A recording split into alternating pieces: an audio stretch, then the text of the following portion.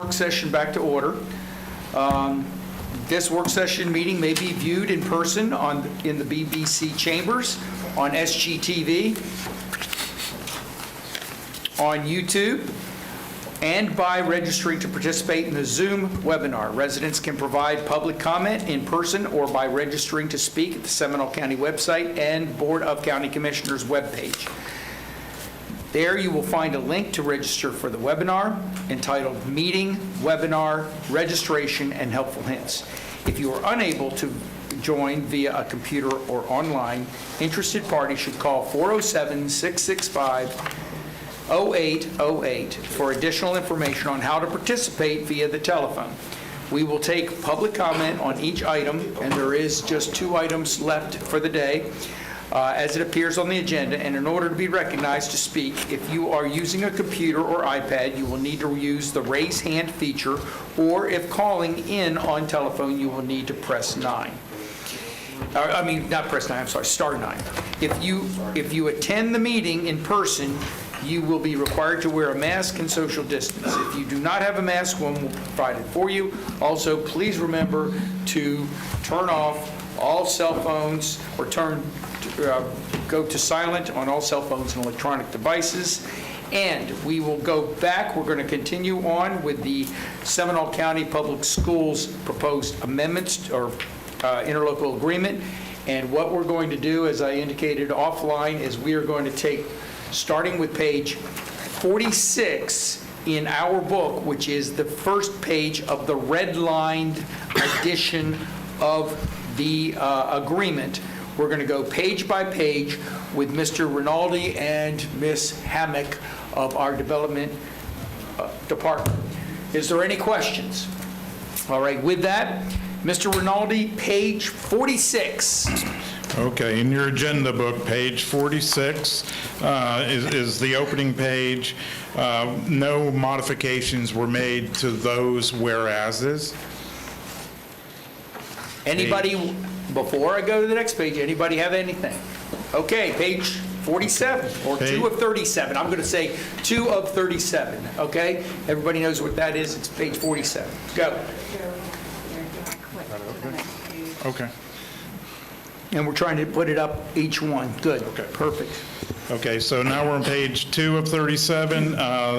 Initially, 2 additional whereases were added. And in the second amendment, we added an additional whereas, and let me read that to you. Whereas it is in the public interest to structure concurrency service areas so as to reduce student transportation cost, minimize student transportation times, and maximize current and future student capacity at schools in close proximity to actual and projected population of school-age children while still respecting opportunities for land development in Seminole County. And so that, we added that whereas, and that gives a little bit of an oversight as to the core of the changes that we made in this ILA. Mr. Chairman? Yes. I have a question. Question. And Joe, I appreciate you someone putting that in there, because that's basically the crux of the whole agreement, which is what I agree with. So the question that I have, and maybe not today, but I'd like to get an example, like of an existing neighborhood we talked about, even though you're changing the attendance zones, which is going to affect the CSAs, that it's going to reduce or help the existing students. And I'd like to see an example of that for me.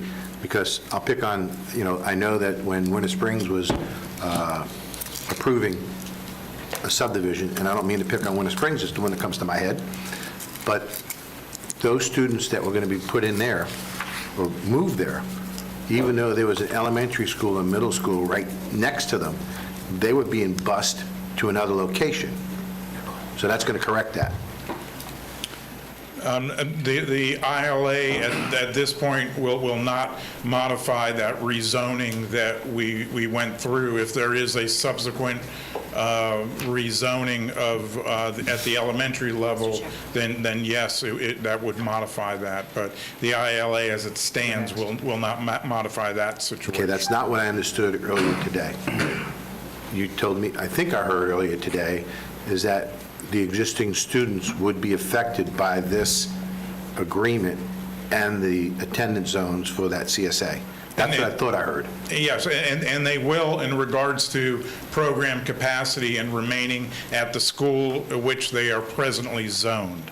Correct, but if you live But it's right not- next to a school, and I'll pick on that subdivision on Tuscarora, that being bused somewhere else because there's limited capacity, they're still going to be bused, and they're not going to be going to that school area. As a result of the modifications to this ILA, that will not modify that condition. Okay, so so this agreement does not affect or improve the existing students on where they're being bused to. It improves having capacity for the programs that we have within the school, but it's not a precursor to doing a rezoning. They're I'm not still asking for a within that rezone, I'm just trying to CSA. fix it.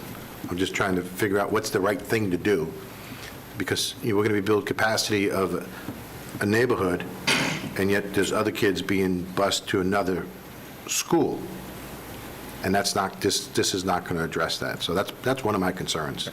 Okay. And I'd like to have somebody look at that to report back to us somehow, maybe with the squiggly lines or the doodles or whatever they're called.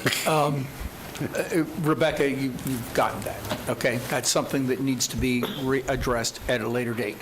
Commissioner Lockhart. Well, I want to make sure, because I think definitions of words that we're using are maybe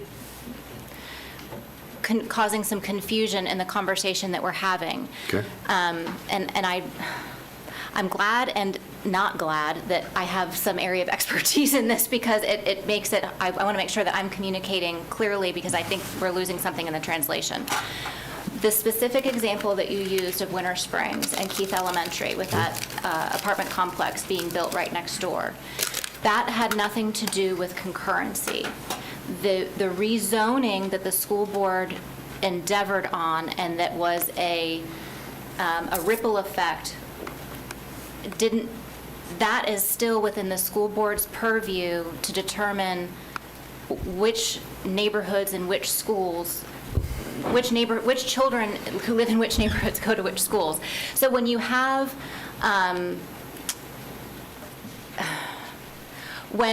new development that comes in, and there's a need to, when there's a school that's over capacity, what we felt was, rather than say, hey, there's no room in the inn, the school board rezoned those students so that they could level out the number of students in each school, because we had one school that was very under capacity and one school that was getting to be over capacity, and that was totally within the school board's purview of existing students to level those out and endeavor on that rezoning process. This concurrency doesn't change their ability to do that. So I feel bad if you were under the assumption that this would keep that dynamic from ever occurring again. It doesn't. I feel like I'm speaking for School Board Member Pennock, but that was never the intention of this agreement, that would preclude the school board from doing those rezonings. Okay. Chairman, Yes, Commissioner. I heard something different and so I'm just going to play it back. Because the notion keeps coming up that this doesn't help the current students. Is it the thought that this should cause kids that are currently driving past one school to get to another in a bus to be moved back to the closest school? I was in the impression that when we were doing this, that this would address two issues. One is the future kids moving into this county, and I get that does this, okay? I was also in the impression that what this did was that when capacity was becoming available, because now we're doing smaller CSAs and smaller attendance zones, that the kids or the children that are being pushed or bused past the school to go to another school, that this would address that. And what I'm hearing today is that, early today, I heard that it was, now I'm hearing it's not. Yeah, So now I'm getting I never heard confused. that it was. I didn't hear that it was either, but I would also weigh in as a parent that once my kid is in a school, the notion that you would move them via this process without public input, it would be seriously disturbing, because you don't want to move a kid in the middle of middle school, because they're already crazy. You don't want to move a kid in the middle of high school, because that would bring tremendous drama. So it's done so expeditiously.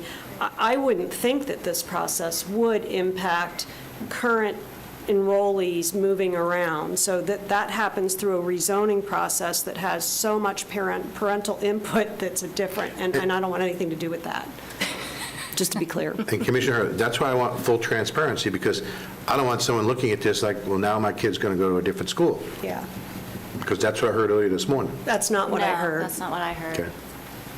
But I also want to make sure that when we're building capacity, or someone's building capacity in a neighborhood school, that people are given the options to go to that school, instead of So- being bused to the other side, or whatever area. So because I think us having this dialogue is actually probably helping understand the issues, so I could be wrong, I might have a misinterpretation, but I think eventually, through this process, the need to ship a kid, because they're kids, I have 2 of them, they're kids, to ship them past one school to another will be lessened.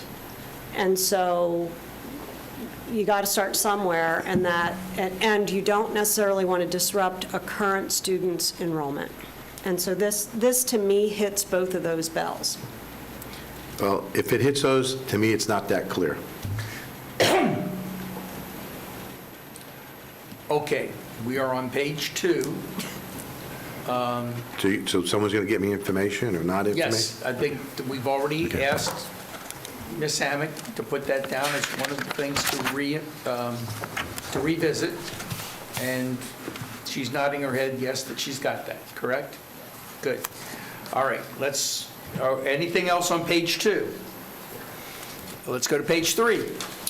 Okay, pages 3 and 4 are really just the table of contents, so They are. the next page with any, Does anybody have any problems with the table of contents?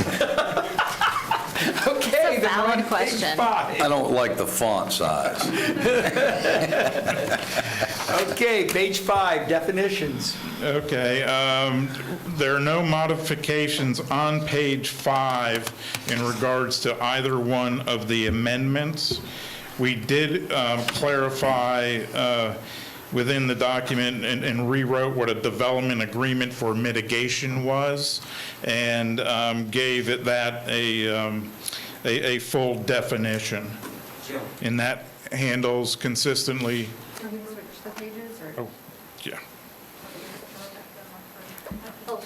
Thank you.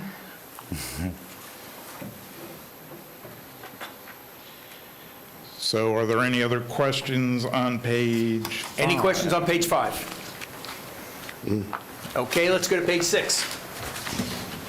Okay, on page 6 is another set of definitions, and we did clarify in amendment number 2 the definition for level of service.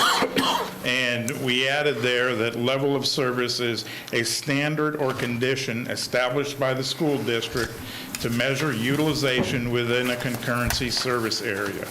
Current level of service is determined by the sum of the fall semester student count at the same type of school within a concurrency service area, so elementary, middle, and high school, divided by the sum of the program school capacity of the same type of school within a concurrency service area. So that's just how we, if you remember in Amendment 1, we modified one formula there. So this corresponds with that modifications to the formula in using program capacity. Page 6, let's move to page 7. No, wait, I thought there was another change on page 6, where you changed the word fish to program, correct, on level of service? Yes. Yes. Okay. So that's, I read the full paragraph, how we modified it. But those that are underlined are the actual changes Okay. or additions. All right, everybody okay with 6? Moving on to page 7. Page 7, there were no modifications from either amendment. However, in the base document, we did get very specific on what program capacity was. And you can see that we've identified program capacity since that's our metric that we're using for identifying overall capacity. Mr. Chairman, may I ask Yes, a question? question. So under program school capacity, A, B, and C, I get it, and you explained it very well, that the percentages, because you can't put every child in every square footage, I get that. But on the handout you gave us, it said middle school and high school, so you're saying that 90% for the middle school and 95% for the high school, Yes. but here I don't see the 95% for the high school. Well, with the high schools, it can be either 90 or 95%, depending on the size of the high school, and that's driven by Florida statute. And we do have one high school, Crooms Academy, that's under 1,000 student stations, so they utilize 90%, where the remainder of the high schools utilize 95%. And rather than going into a long, drawn-out explanation for that, we referenced in the final lines of that Rule 6A2.010 FAC, the state requirements for education facilities. And I'm fine with that. And that's what defines that 90 and 95%. Okay, because I'm looking at this and I saw 90, 95, and I didn't see it here, that's why I was asking. Crooms is an outlier for us, and Is page 10, is page 7 okay? Everybody's okay with 7. Let's go to 8. no modifications for either amendment on this page. We did identify under utilization associated with school board policy, which has to do with the school attendance zones and the interzone transfers. And that utilization is the 90% that we've been talking about. So, Mr. Chairman, I have a question. Yes, go ahead. And I don't know if it's for Joe or our folks, but, and I understand that school board policy, PO 5120, but there's some pretty substantial stuff in that. Once the school board changes that, and they have the right to, that changes this agreement. Do we have to come back and verify this agreement because that policy changed? Because of what happens with that now? Because that changes in various locations of this agreement, the agreement. And we will notify the PSFPC and the PTAC if there are modifications made to that policy. Keep in mind that there's multiple public readings of that policy. We advertise it, but yeah, we'll work with PTAC and PSFPC. And I got that. And if it's an item that they feel requires an amendment, then we'll go through the amendment process. Okay, from reading this with our staff, I didn't get that, because once we sign this, we're all in until everybody agrees to change. But once those policies change, which we have no input to, it changes the agreement.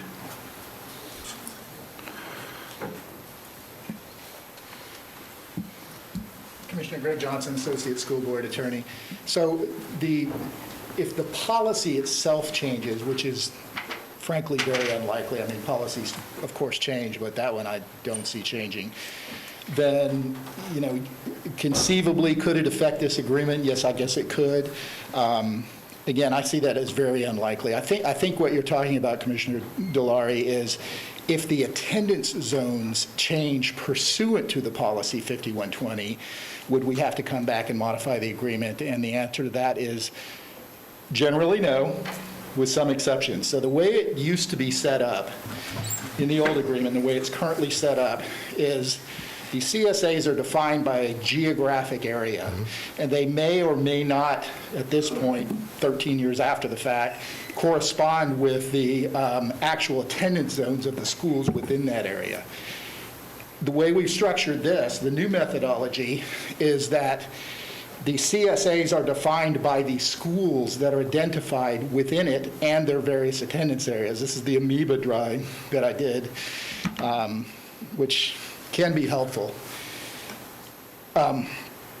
The only time the agreement would have to be changed, if the attendance zone geographic area changes pursuant to school board policy, which Mr. Rinaldi said, it's a multi-step process, multiple public hearings and public meetings that take place before that happens, and it's usually covered by the media pretty thoroughly, too, when an attendance zone changes.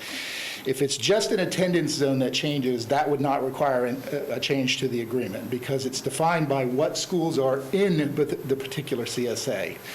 However, if a new school is added to a CSA, or I guess technically a school could be closed and deleted from a CSA. And this is, if you look at Appendix A of the agreement, this has the lists of the CSAs and what schools are in there. If a school is added or deleted from a particular CSA, then yes, you would have to come back and this agreement would have to be modified and all the jurisdictions would have to be consulted. I know that's hard to visualize without a visual, and that's why I did my little drawing, because it really does help kind of visualize what I'm talking about. But if you look at the Appendix A, it is not a geographic area. It is a list of schools that are within that CSA.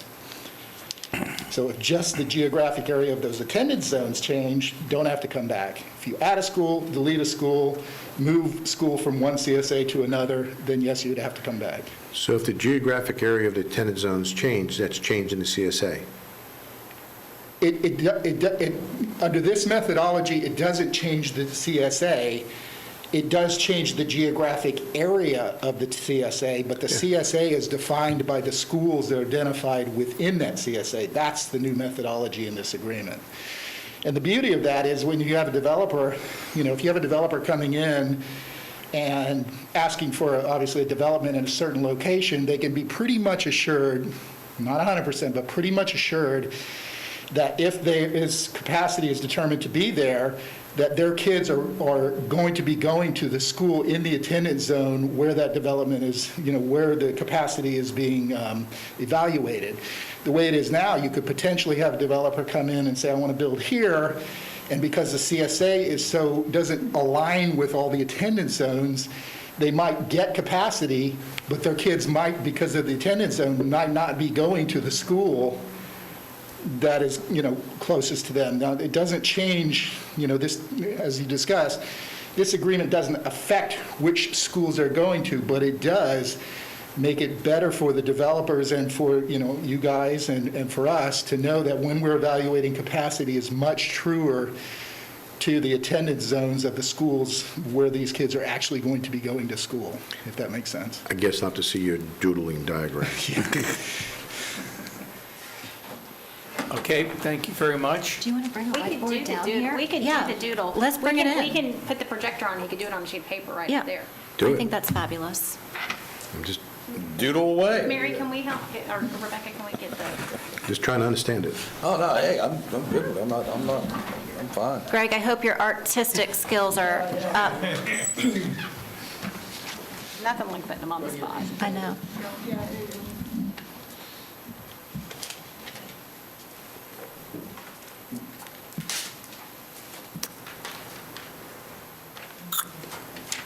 Sometimes an old school short throw isn't a bad thing. And just for the record, that becomes part of the record, so you'll have to have that down.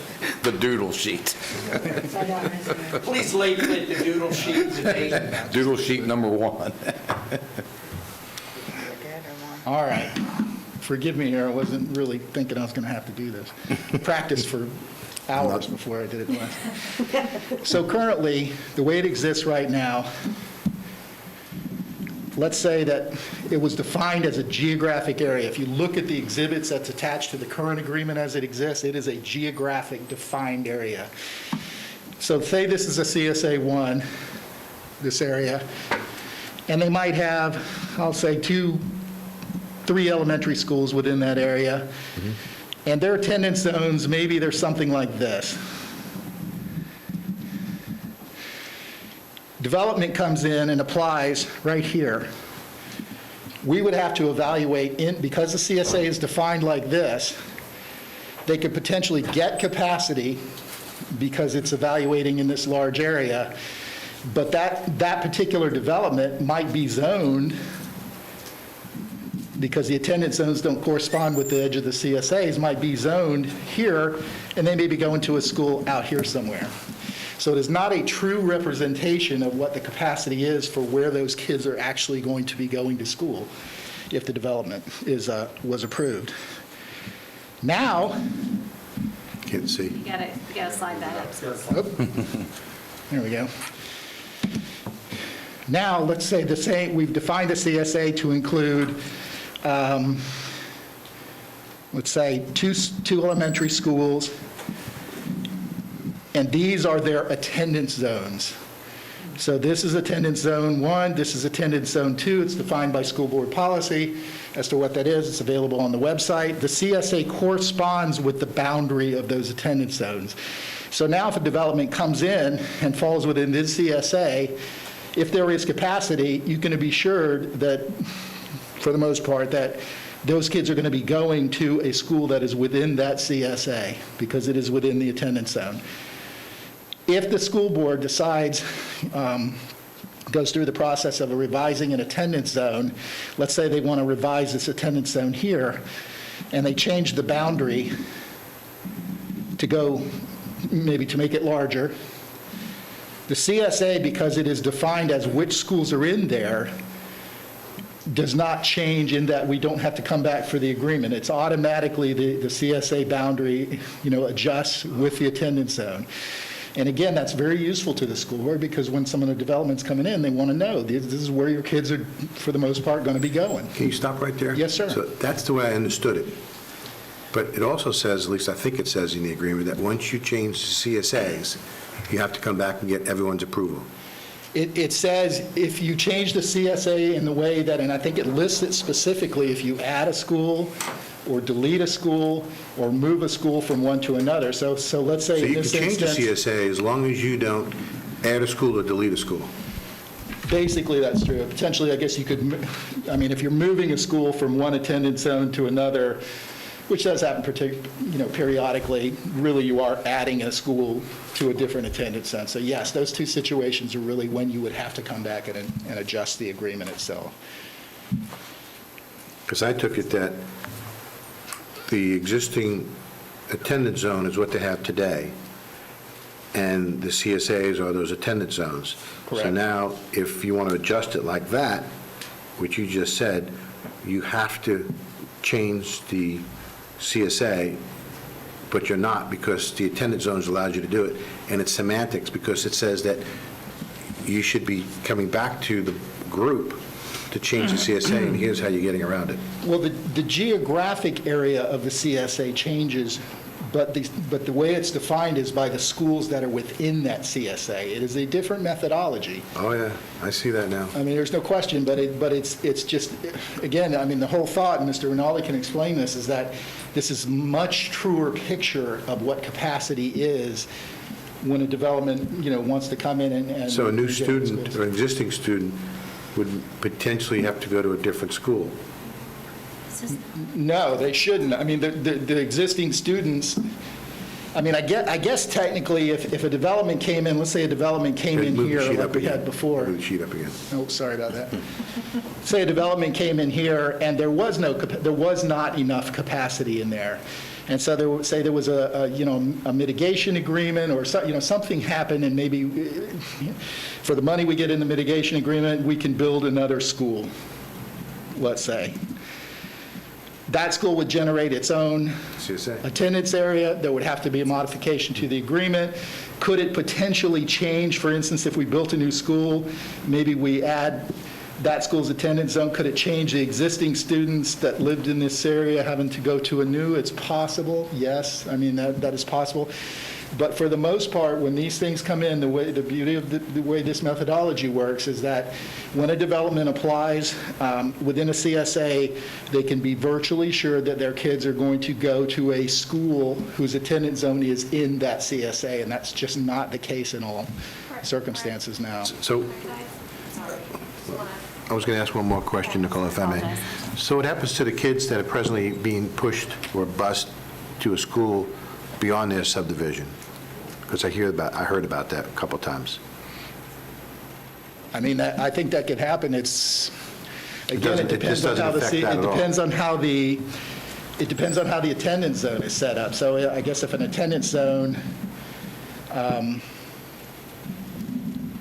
if these were two attendance zones with two schools and a development came in and it was, Presently today, like I've that. heard that there I are, mean, can you explain that better, Joe? I mean, it could happen that way. I can address the question, too. With the developments in Oviedo, there were two developments there that were zoned within the Lawton Elementary School attendance zone, but we did not have capacity to be able to take those two developments. So one of the things that's in school board policy is to do an administrative rezone prior to any permits being issued or any construction starting. We administratively rezoned those two developments to Geneva because we had capacity there. So really, from the standpoint of the ILA we're talking about today, those types of items aren't really being corrected in this ILA. I mean, we're still going to have schools that are over capacity. If we did not administratively rezone, then we would go to the wider CSAs. They would obtain capacity, but that capacity could be at a school, 7, 8, 9 miles away. And that's why we did the administrative rezone where we knew we had capacity in Geneva. And in regards to Greg's sketch here, if you take a look at page 50 or 62 of the red lines, it kind Is of it 52 or goes 62? through specifically what Greg's talking about. And item 5 on the top of the page there. So these are when we'll be modifying through the PTAC and through the PSFPC, the CSAs. So to become effective, any proposed change to the CSA boundaries that is not a CSA boundary resulting from school board policy, which is the rezoning, is a proposed change to the designation of which individual schools. So if we remove a school or add a school to a CSA, then it needs to go back to PTAC, the PSFPC, and then the governing bodies as an amendment. Or the last one is adds a new school to the CSA. So if we construct a new school, at the elementary level, we would then possibly have a CSA that would have 3 schools rather than the 2 schools. So those are the specific items in regards to when we would go back to PTAC, PSFPC, and the governing boards to amend this ILA agreement. so Joe, with the example you gave us about Lawton Elementary and about people going to Geneva, okay, I get that. Is there a way to address that in this agreement? I mean, at this point right now, we have a number of elementary schools and we have a number of middle schools that are coming up on being over capacity. So we're trying to find out, for instance, one of the recent projects was the Highlight project. They came in with an initial multifamily phase. We knew that we didn't have capacity at English Estates, so we did administrative rezone of that development, that multifamily development, to Altamont Elementary because we had capacity there. So we're looking for ways to make sure that when the developer constructs, we've got capacity. Okay, I'm assuming you're through, For now. for now, of course. On page 7 is what I'm saying. And so, Nicole, you had something, but I've got you, Commissioner Zimbaugh. Did you want to say something? I was just going to ask a question on Greg's drawing. Sorry, Greg. Because I just want to make sure that nobody walks out of here with a misconception. Because, Greg, you said that if somebody proposes a development within a CSA, they're virtually guaranteed that they're going to be able, if the development's approved, they're going to be able to attend in that attendance zone. How does that work if there's not capacity and you go to the adjacent CSA? So there is I just want everybody to know there is a possibility that, Yes, I mean, that could happen if there was, let's say is this on? Not on the screen. This gentleman's going to need more doodling pages. I should turn it, let me turn it over. How about that? So let's say this is a CSA 1, this is a CSA 2, and a development comes in here. There is not capacity within CSA 1. Statute says we have to also evaluate what capacity is in CSA 2 because it's contiguous. It would be every contiguous one, but for this example, I'll just use 2. Can I take this off? This is killing me. Please. I'm okay with it. So development comes in here, there's not capacity in CSA 1. We would evaluate the capacity for the SCALD purposes using CSA 2. If there is capacity there, yes, they would not be going to a school within CSA 2. They would be going to a school that's within CSA 1 in that situation. That can happen. I don't think it has happened yet, has it, Joe?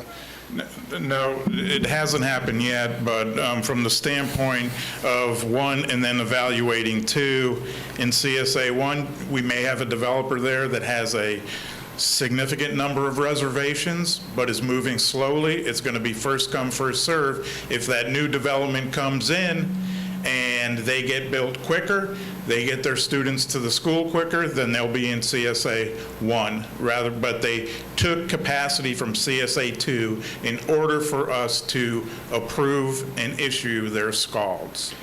Wait a minute. and that's how it works today. I just wanted to make sure that nobody came back and said, well, you said on that day that if we developed here, we'd get to go to school here.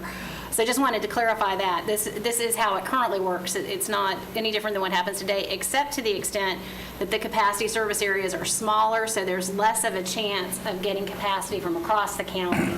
You get much closer capacity, so it improves the situation.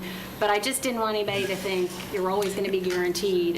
This is how it works, but this is an improvement by reducing the And concurrence we're service. very specific in our SCALD letter to state that we are evaluating them. However, there is no guarantee that they will be going to a school within their assigned school CSA or even a contiguous or one of the contiguous CSAs. It's where capacity is going to be available. I just didn't want them to say, Greg Yeah. said. Yeah. No, that was a good clarification. That's a CYA. Commissioner Zimbauer, you had something? Thank you, Mr. Chairman. I think my question is going to be along the same lines. I just want to be clear, and I'll try to wrap it up in a more simplistic way. If what I'm hearing is correct, this agreement does not correct the public perceived issue and concern that many of us often hear, is that you could still bus past an existing school to get capacity to another school. Is that correct? That is true. I just want to make sure. Okay. That's the point I'm trying to make. Thank you. Okay. Could Go ahead. we clarify, though, this greatly improves that? It does not completely cure it, but it greatly improves it. Yeah, I'm not going to, I don't I just want to debate make sure that that's on the but I think record. Anytime we condense, No, it's going to improve it, yes. I just We all want to understand be, that. I just want to be clear for the public, because perception versus reality, we deal with unfortunately every day. And I don't want the public to believe or have the perception that this cures that issue, because we hear about it all the time. And Okay. we're going to still hear about it under this rendition. The statute requires that. The statute Understood. requires it. I just said. No, I understood. Yeah, so Okay, we are- even if we didn't want to do that, the statute Understood. requires that you consider the adjacent. Is everybody ready to go to page 8? All right. Joe? Don't lose the momentum, Joe. Okay, page 8, we had no modifications. We talked a little bit about utilization previously. We identified school year. because what we did in the body of the document, we said in the first quarter, second quarter of the school year, rather than giving hard dates, because DOE is having issues getting us the data, so we identify what the school year was for clarification of when the first quarter, second quarter, et cetera, was. All right? Thank you. Anybody have any questions on page 8? Any more questions? All right, page 9. Okay, on page 9, you can see first quarter in 3.1 where we identified, so we changed all the school, all of the meeting times to reflect quarters. There were no modifications for Amendment 1 or Amendment 2 on this page. Any questions on page 9? Page 10. Just one question. Oh, wait, page 9. On page 9, it says the PSFPC will meet annually. I just want to make sure that it's clear when they're meeting, because they haven't met in quite some time. And I just want to make sure that they're actually meeting annually. How do we ensure that? We met twice in 2020, Well, I know that. but no, I mean, And we met at least one. Every year? On 19 as well. So we typically do meet annually. Once I've updated the 5-year capital improvement plan, then I usually try to pull the PTAC together to go through that, and that's usually sometime in the first quarter. And then we try to follow up with a meeting with the PSFPC once we get our Survey 2, which is, we know what our enrollments are. Those are the key items for both of those groups. Chairman? At page 9, yes, Commissioner Hurd. These are not my questions. Quite honestly, the source of these questions is confusing to me, but they are on this page, and I have them marked as not answered, so I'm going to get it out on the table. Section 4.1B, is 20 days sufficient? Section 4.2, again, is 20 days sufficient? And again, not my questions. Those we met with the PTAC, and we talked about the urgency of getting the information, what the phasing was with DOE, getting us the data that we needed, and everyone felt that 20 days was adequate. The PTAC supported that. Mr. Chairman, just for clarification purposes, I think 20 days is ample time. The only question that I would have, and I want to make sure staff is aware of this, the month of September is always a very busy month for us because of the budget. So for the month of September, 20 days may not be enough time. I just want to make sure everyone's aware of that. And we're in the same situation because we're trying to get our budget to the PTAC and PSFPC to review in that exact same time frame as well. I mean, I just want to make sure that. And likewise, we have, I think, in July, we only have one meeting. So can we put something in there about the budget process where we're not expecting to get that back and forth for that time period? Well, we have in the document that within the first quarter, I will be that's submitting the CIP for review by the committees.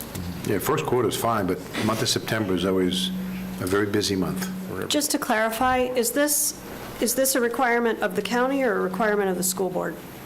This is actually Florida statute when it comes to the trim and us getting our budget approved so that we can assess the millage, the appropriate millage, and we don't miss any of the deadlines. The 20 days is ours, the group. The 20 days, yeah. The Right. 20 days is what the group who met agreed to. And Commissioner Hurd, those two questions came from me, and I just wanted Rebecca to confirm with me. Some of these questions were just, I really only directed them to Rebecca initially. I just wanted to confirm. Are they answered? They are answered, yes. So you feel that even though- Are we all good? We're comfortable with it being 20 days. Okay, I just want to make All sure. right. Anybody have any further questions on page 9 or clarifications? Seeing none, page 10. Okay, on page 10, we did modify an amendment, or proposed amendment number 2, section 5.3. And this was some discussions that we had at the previous work session where we were talking about increasing from 5 to 15% notification to PTAC and PSFPC, and we added a final paragraph, we left 15% for the elementary schools and for the high school, or for the middle schools, but we changed that to 5% for the high schools. So any adjustment of 5% or greater at the high school level, we left 15% based on our meeting with county staff for elementary and middle. Any clarification or questions? Seeing none, page 11.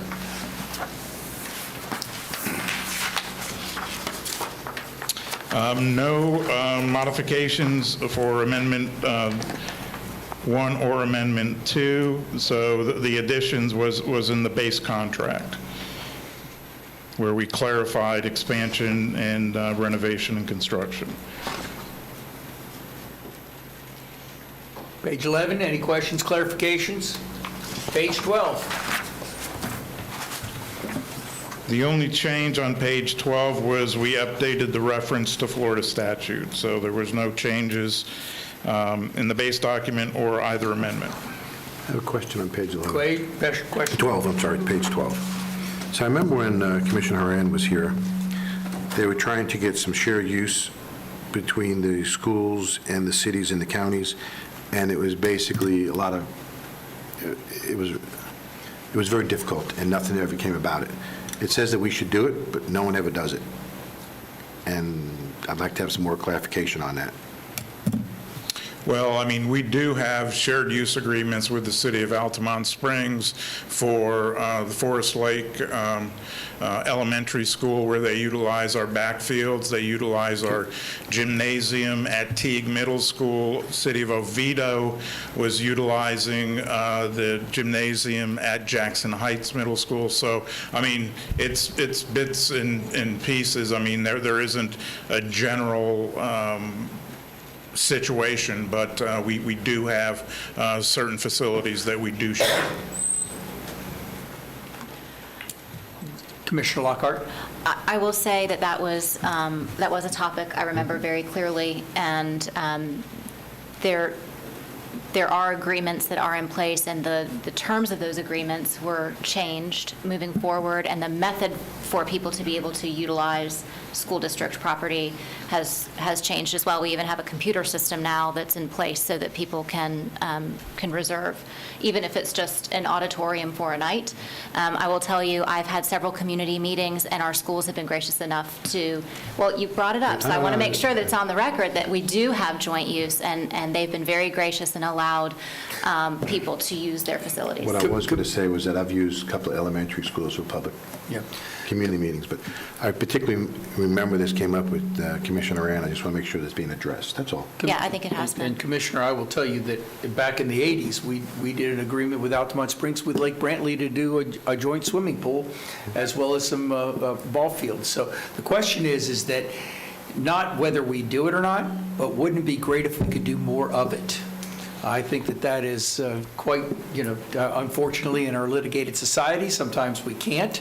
But I think this is something that we should all be striving to do more of. So thank you very much. Anything more on page 12? Page 13. No modifications there. We did, you can see in item B there on the top, development agreement for mitigation. So we went through the documents, and whenever we had proportionate share, we corrected that term to read development agreement for mitigation, because that's what's defined in the definitions section of the ILA. Questions? Mr. Chairman, Commissioner under 8. Oh, I'm sorry, Bob, I'm sorry. Commissioner Dory. Let Commissioner Herr and then you. Okay, Commissioner Herr? So maybe this is where you're going to go, section 8.2D. Is there a time frame for this obligation? That's where I was going. Somebody else's question. That's where I was going. Is this County to our manager, county manager? That may have been your question. There seems to be a theme here. Some of these questions came from me, some of them are a reflection of inquiries that I got before the last meeting. I can tell you that from my standpoint, my questions that were on this list have all been addressed, but I can't speak for ones that were placed there by the board members, so.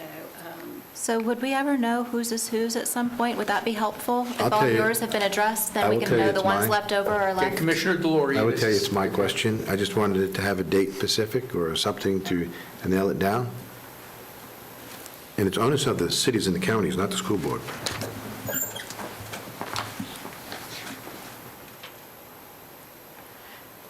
The agenda packet that we were provided while everyone's looking has the questions, but it doesn't include all of the answers that the school board provided.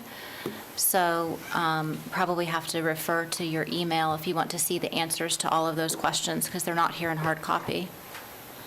It says the county and the cities required data analysis to update their annual supporting data for the comprehensive plan. There should be something there that talks about a date or something, by quarter, or something.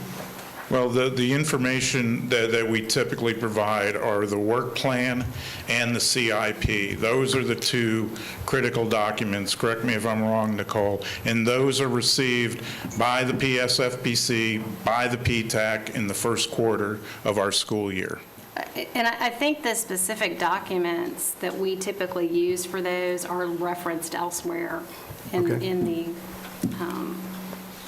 the document. So I don't know, there may be other documents that we haven't thought of, but I think in the discussions with our team and the school board team, the staff felt comfortable with the wording on it. Commissioner Delory, do you feel comfortable with it? As long as it can be addressed either through another document, that's fine. I just want to make sure that it's not open-ended where there is really no date of getting that information back and forth. That's my main And concern. one other, in 10.2, we state that the capital improvement plan, once approved by the school board, and our facility work plan, once approved by the school board, are in fact transmitted to the county and cities. So that all has to happen. The CIP before the 15th of September typically, and we need to be done with our work plan by the 30th of September. So the other thing I would ask would be under 8.1D4, when it talks about the number of dwelling units. I know there's another document that talks about converting square footage to kids, and something that needs to be referred to. I'm sorry, which section? Where was it? This is page... 8D4, on page 13, D4. What's he's the total asking. number of dwelling units? But in apartments, they actually use, there's a calculation that goes from square footage to children. It needs to be somehow referenced here. Well, I mean, what we're looking for is the certificate of occupancies from the municipality and the county, so that then we can determine if we can remove reservations from a developer because they've been given 100 unit reservations, they've done 50, so then we can put 50 back in So to you're only going by the CO. So you're only going by plan. the CO then? You're only going by the CO of how many people in those apartments then? Well, we would be able, well, if they've got a CO, then they start showing up once they register for school. And even though that apartment may have, we've given them reservations for 2 students and 4 come, we're accommodating the 4. And so the notion that we have to put the formula in here, what we have to do is provide you with the data. The formula is referenced elsewhere. They have the formula. Yeah, I mean, the formula is part of the impact fee study. Generation, right? Right. So it's So the it doesn't impact need to be fees. here. So, but that's the issue. So if you get impact fees, it's based on square footage, and the children are based on certificate of occupancy. They're 2 different numbers. You just said that. Well, they're not 2 different numbers. I've given them so many reservations for those units. So if they have 50 units worth of reservations, they've got COs for 25 units. Then I have, going into next year, they have 25 remaining, and I take 25 reservation-wise away from them. Now, that doesn't say that those 25 units that they've given, that the exact number of students have been generated that are impact fee study. Our impact fee study is an overall average, and it's the best localized current data that we have. But, I mean, there is a likelihood that those COs are creating more students. Okay, what's that? Everything okay? All right, yes, go ahead. Mr. Rinaldi, at one point in time, you shared, I believe with this board, a spreadsheet that you have that shows, and this is not related to this concurrency ILA, but since it has to do with generation rates, and we're going to, since we're talking about that, I thought I'd bring it up, the spreadsheet that shows how many you have reserved for, particularly in apartment complexes, and how many students actually show up. And you can see there's great disparity among the predicted number and the number of students, and sometimes it's way over and sometimes it's way under. But I think seeing that spreadsheet of the actual numbers is really very important for us to keep in mind. And I know I see a look of consternation. Did I not explain that well? You did, but I wonder, and I understand that because I've seen the spreadsheet.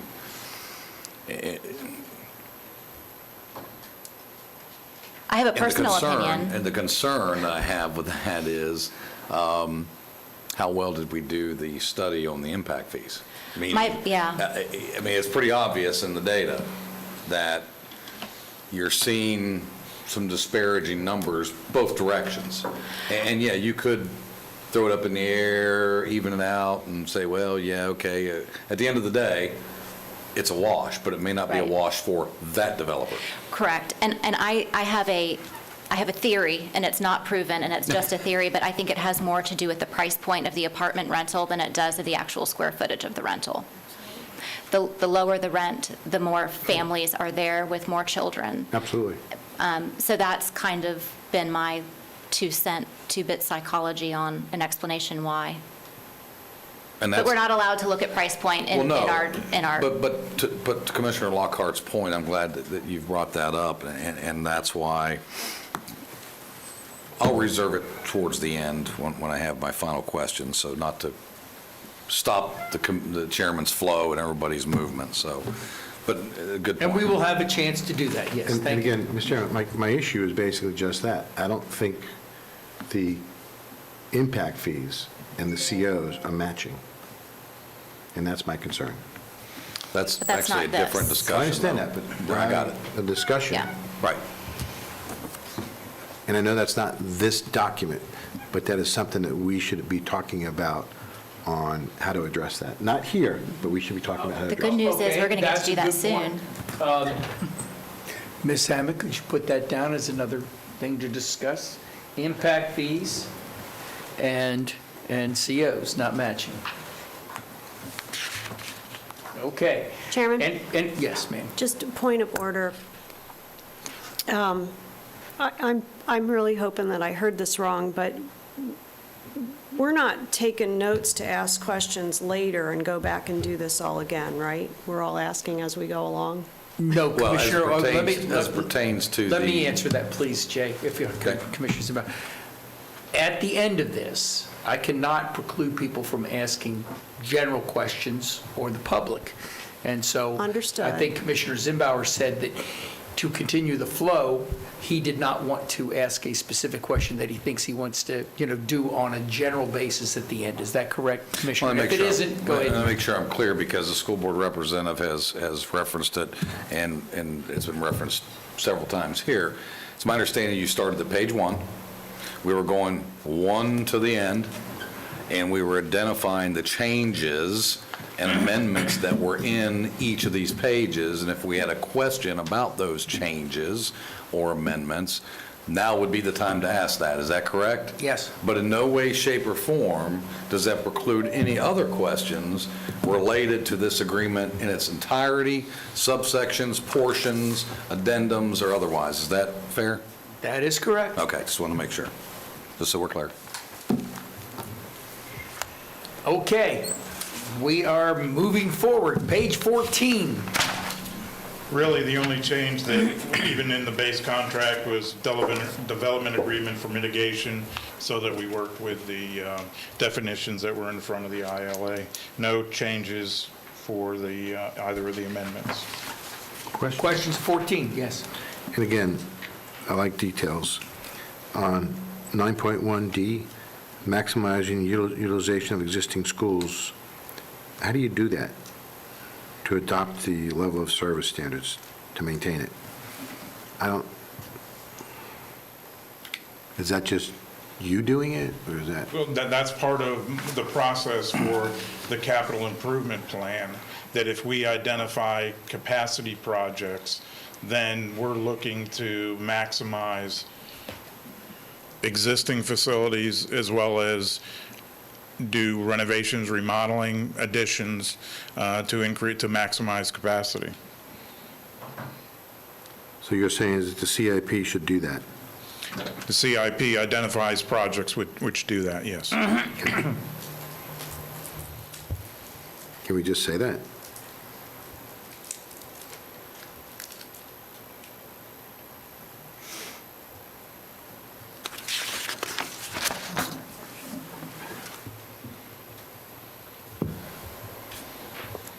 Maybe that's a point for staff, Mr. Chairman? I'm waiting for Joe to comment, or, Well, I mean, specifically, this outlines kind of the essence of our CIP when it comes to, because we break down our CIP by funding source, impact fees allow us to build capacity. Millage, we typically do renovation and remodeling, and we can do some upgrades and small additions to increase capacity, but that really be kind of, that's the whole intent of our CIP, is identifying what we're doing. okay. Is there a follow-up question or comment? All right, let's go move on. Anything else on 14? Page 15. Okay, on page 15, under 10.1A, we did have a modification, and it's the second sentence, and we deleted and replaced that sentence with this: the amendment information will be adopted by the local jurisdiction no later than December 31st, following the annual adoption of the 5-year capital improvement plan by the school board. And that was identified in coordination with your staff as to the deadline for updating the comp plan. Correct? Yes. So we're going from the 10 months to an actual hard deadline, correct? No, well, the 10 months is to update the comp plan with this new ILA. This is annually. This addresses annually, December 31st. As you'll recall. Commissioner, I just want to remind everybody to go through the chair if they can. I Go ahead, apologize. Commissioner. I'm sorry. Go ahead, County Manager. I'm sorry. I just wanted to remind everybody, you see the capital improvement element, we bring you an update every year, and that's what, we do it differently than we did it in 2007. So that's just to update, to reflect how we do it now. Okay. Any comments, questions? All right, we're moving to page 16. Okay, on page 16, we did have one addition and proposed amendment number 2, and it was on 11.2.E.1. 11.2, I'm sorry, I believe that's on the next page. Nope. Okay, we're still on page 16. Nope, you're right, 11.2E.1, and we added language there to state that prior to the school board holding an initial public meeting to consider whether to begin the school attendance zone revision process, the school board will notify the local governments with jurisdiction within the impacted CSAs of the proposed revision. So the rezoning has multiple steps associated with it, and we're committing when the superintendent makes the recommendation or is getting ready to make the recommendation at that first public meeting, that we will have talked with the local governments within that CSA. Comments, Questions? I have a question for Nicole, if I may. Question, Nicole? So it says any party may propose a change to CSA boundaries or which the individual school, said any party. Is that correct?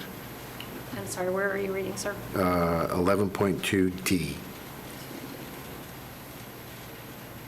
Yes, that is correct. So any party to this agreement, we could, the school board could, any of the cities could. Okay.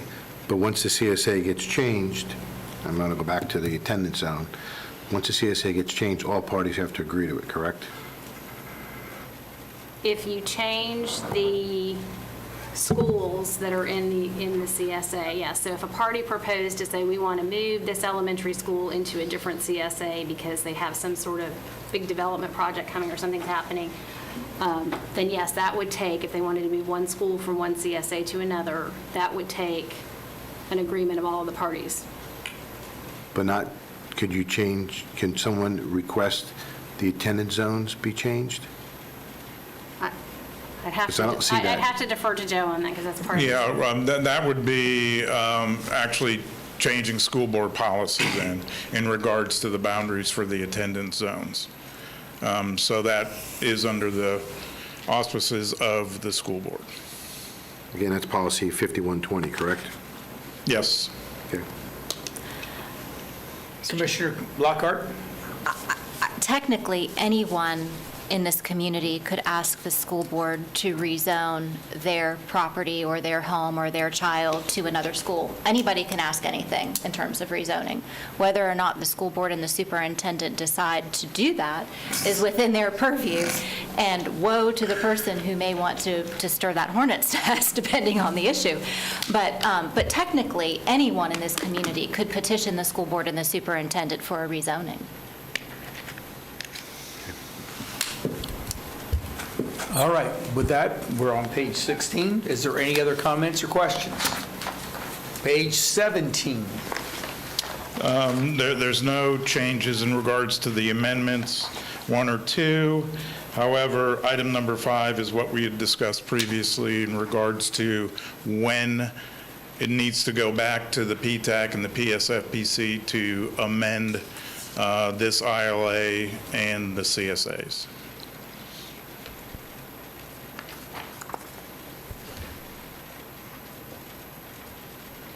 Any comments, questions? Page 18. There are no modifications in the amendments for page 18. However, just, you'll see item 3, C3 there is the de minimis that we discussed in Amendment 1.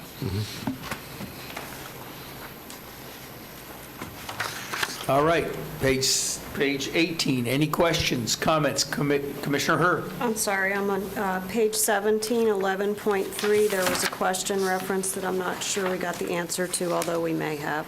Changing aggregate capacity to aggregate program capacity increases the LOS, making less capacity available. What about pending projects? Is there a vesting opportunity? Can everybody hear, because sometimes I'm having a tough time hearing both you and Commissioner Delory, so I'm just asking if you could speak up just a tad bit more, please. So I heard the question, is there any? So we talked about this a little bit at the last work session, you may recall, and I think and I don't want to speak for Joe, but I think where Joe landed, and what the explanation on that was, if you had a scald, that's when vesting occurred. Had to what? If you had a scald letter, you were vested, otherwise you were not. Just confirming that we got That's the first an time we've answer. used that. Why don't you, what's the SCALD letter? That's, I don't know, I can't remember what it stands for, but it's, if you have, it says you have School capacity. capacity. I'm sorry, Joe, you Availability, can- letter of determination. School capacity availability letter of determination. Okay, just wanted to make sure each time we use a new acronym for the first time, we explain what it is. All right, so now we went backwards. Can I go forward again? Page 18? Okay. Anybody on page 18? Joe gave an explanation, no major changes here. Any questions, comments? Seeing none, we're going to go to page 19. Okay, there are no modifications in Amendment 1 or 2 on page 19.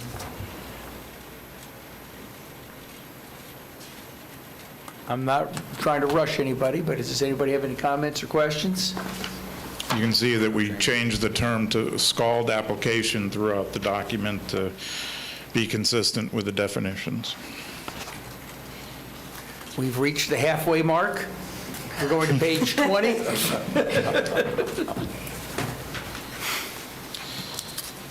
Okay, on page 20, under 12.3A, we do have a modification in the Second Amendment. And what we did was at the end of the last sentence, we stated, "and Seminole County Public Schools Impact Fee Study Update." So since we were not going to include the generation rates, since they may change every 3 years, we referenced where those generation rates are, which is in the which is in our impact fee study.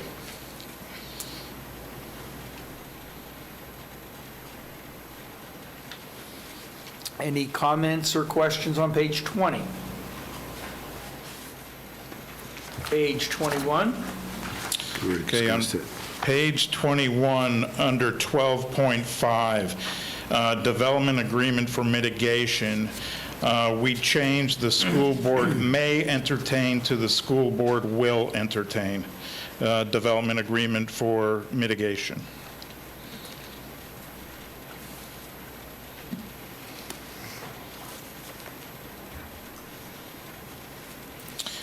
And then in addition, on 12.5B, we changed just the terminology there where it says developers mitigation agreement. We changed it to development agreement for mitigation to align with the definitions.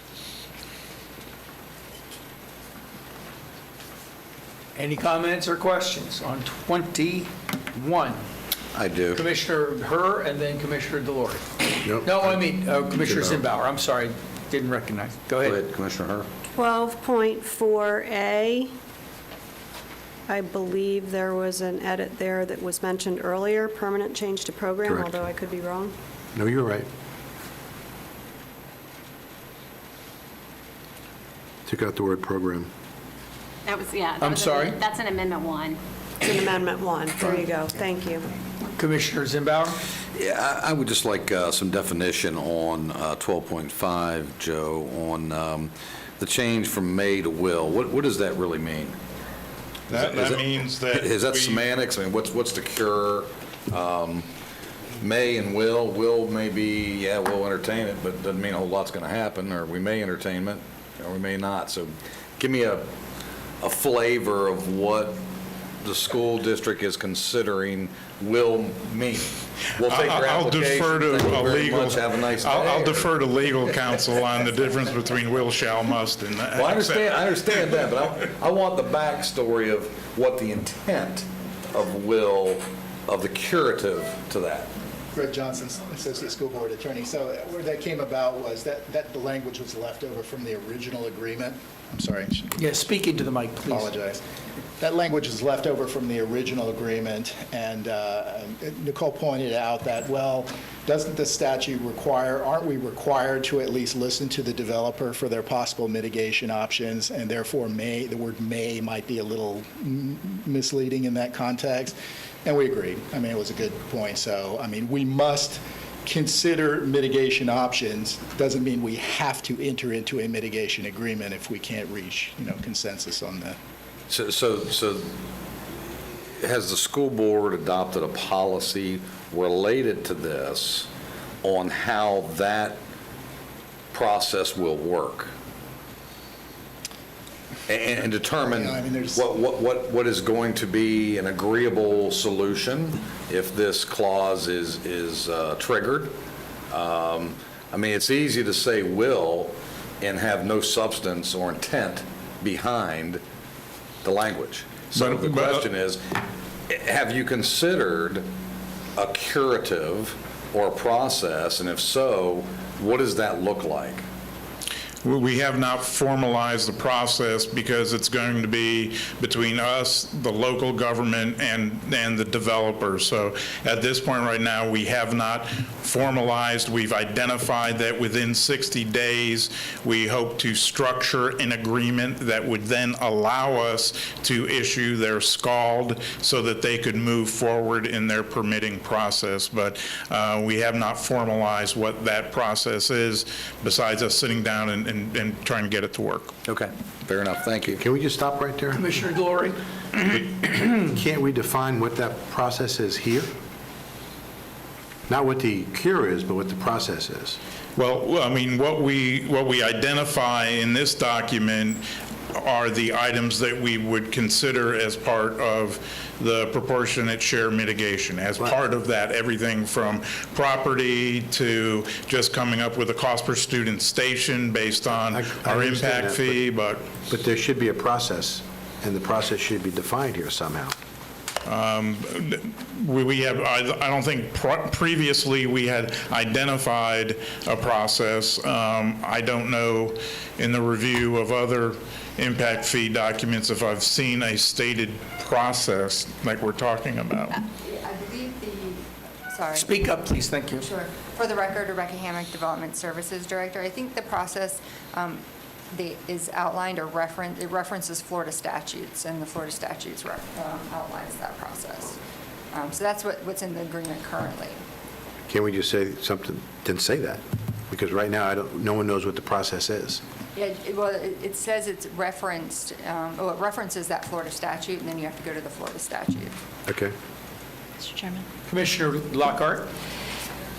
Could it be, Mr. Rinaldi, that in dealing with 7 different cities in a county, that each one may have a slightly different desire for how they would like to be worked with, and therefore you will actually have to come up with potentially 8 different processes?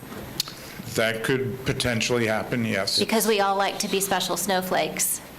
But that's Yeah. Absolutely, and they are. So for your purposes, I just wonder, if we were to identify what the process would be in this agreement, it may make it great for some, not as great for others, and it could make it yet another point of not But being able to agree. Just to serve, but I believe the commission, that Ms. Hammock just said that it is referenced in statute. I don't think it's referenced in the sense that the developer submits a proposal and you have 10 days to respond to that proposal. That hasn't been developed, and frankly, I don't think it's been developed anywhere in this county because capacity hasn't been an issue. Right. And we don't anticipate it to be an issue anytime in the near future. I think it's an excellent point of giving, the one thing the development community loves is certainty and predictability. And so I think if we can give them, here's the process and here's what you can expect, I think it's a great exercise for us to go through. A really good point. I think it's probably maybe something that you want to charge Seminole County staff to come up with its own process in tandem with the school board as just an internal process that we adopt. Because I think Commissioner Lockhart's right. Cities may have a different way they want to come at it, but I think Nicole, that having... may be, but there needs to be some type of base process in agree. here. You- Because there can be anything. I think that is something, if I kind of get a head nod from the board, we could work with Joe Work with and the his school board team, on that. and we could come up with our own internal process here. I'm fine with that. You guys Yes, are saying Commissioner two Hurd. different things. Yeah, absolutely. Saying two Right, different so things. Commissioner Delory is saying in here, and you're saying our own, so let's just be real clear. Are you good with it being our own process? I'm good with what the county manager said, but there needs to be a process somewhere delineated, Yeah, that's all. agreed. Okay. As I got it. understood it, in working in tandem with the school board. Right. Well, yeah, Correct. because frankly, they'll, again, be doing most of the heavy lifting and trying to figure out what's going to work for them to mitigate capacity. So, yeah, Right. it will be very heavily weighted towards the school board. Sure.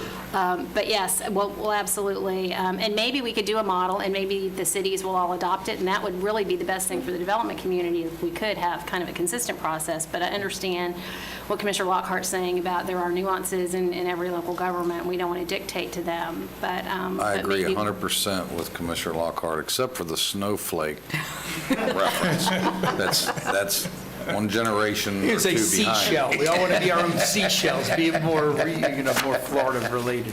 I do think having an articulated process is a very important point, and we'll. Okay. Have we, everybody comfortable with what we've agreed to and shook our heads on? Yep. Okay. We are now at page 21. Any further discussion or comments or questions on page 21? Seeing none, we're moving to page 22. Okay, in paragraph C at the top of the page, there's 4 or 5 references just to school board, and we've modified those references to read local governments with jurisdiction in the affected CSA and the school board. So we identified that the local governments that have jurisdictions were to be part of the 60-day period. And then on item C3A, which is about midpoint, we added language there, and it's at the end of the sentence. We added, or through application of county education system impact fee credits pursuant to Seminole County Ordinance 2018-1, Section 105.46, since there is some verbiage in that section of your land development code pertaining to impact fee credits. So we wanted to make sure that they were aligned. All right. Any questions on that? Next page.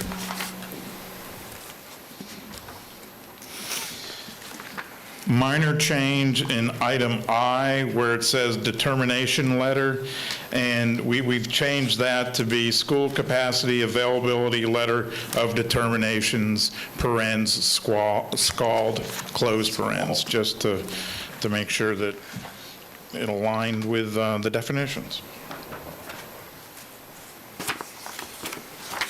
Questions, comments? Page 23 or page 24? Okay, item B on the top of the page, it says 10 days. After talking with staff, county staff, we modified that to 15 days in the second amendment.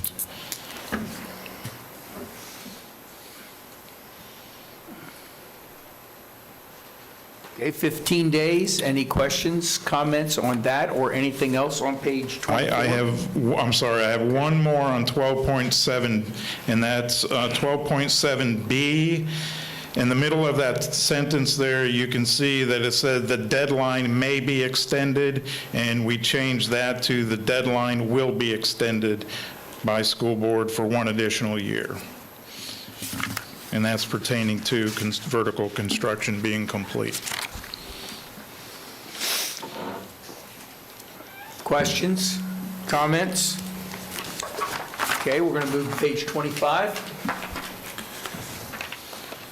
I believe that was the last of the changes that we had for Amendment 2, so everything else are just base changes that were in the original document. Mr. Chairman? Yes? This is when I Questions? brought up the fact that we shouldn't be picking the chair. The board of the PSFPC should be picking the chair. Let's say that again, Commissioner. I'm What I sorry. said was, in this document, it clearly identifies who the chairperson is of that committee. I'm saying of the PSFPC, they should be picking who the chair should be.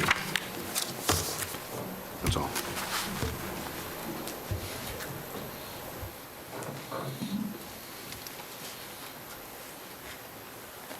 Ms. Penick? Commissioner Delary, the PSFPC, one of the mayors made the recommendation that the school board representative of the PSFPC be named the chair for ongoing of the committee. Since this is a school board-driven policy or process, it made sense for a school board a delegated authority to have the responsibility on them to ensure we met annually, that we updated the agreement annually, and not put that onto the municipalities. So that's why it was named to be a school board representative.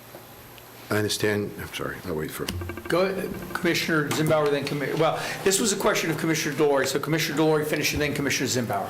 well, this is all about concurrency. Concurrency has to deal with us, we spoke about this morning, about the 7 cities and the county, and the school board is the expert when it comes to children and educating them.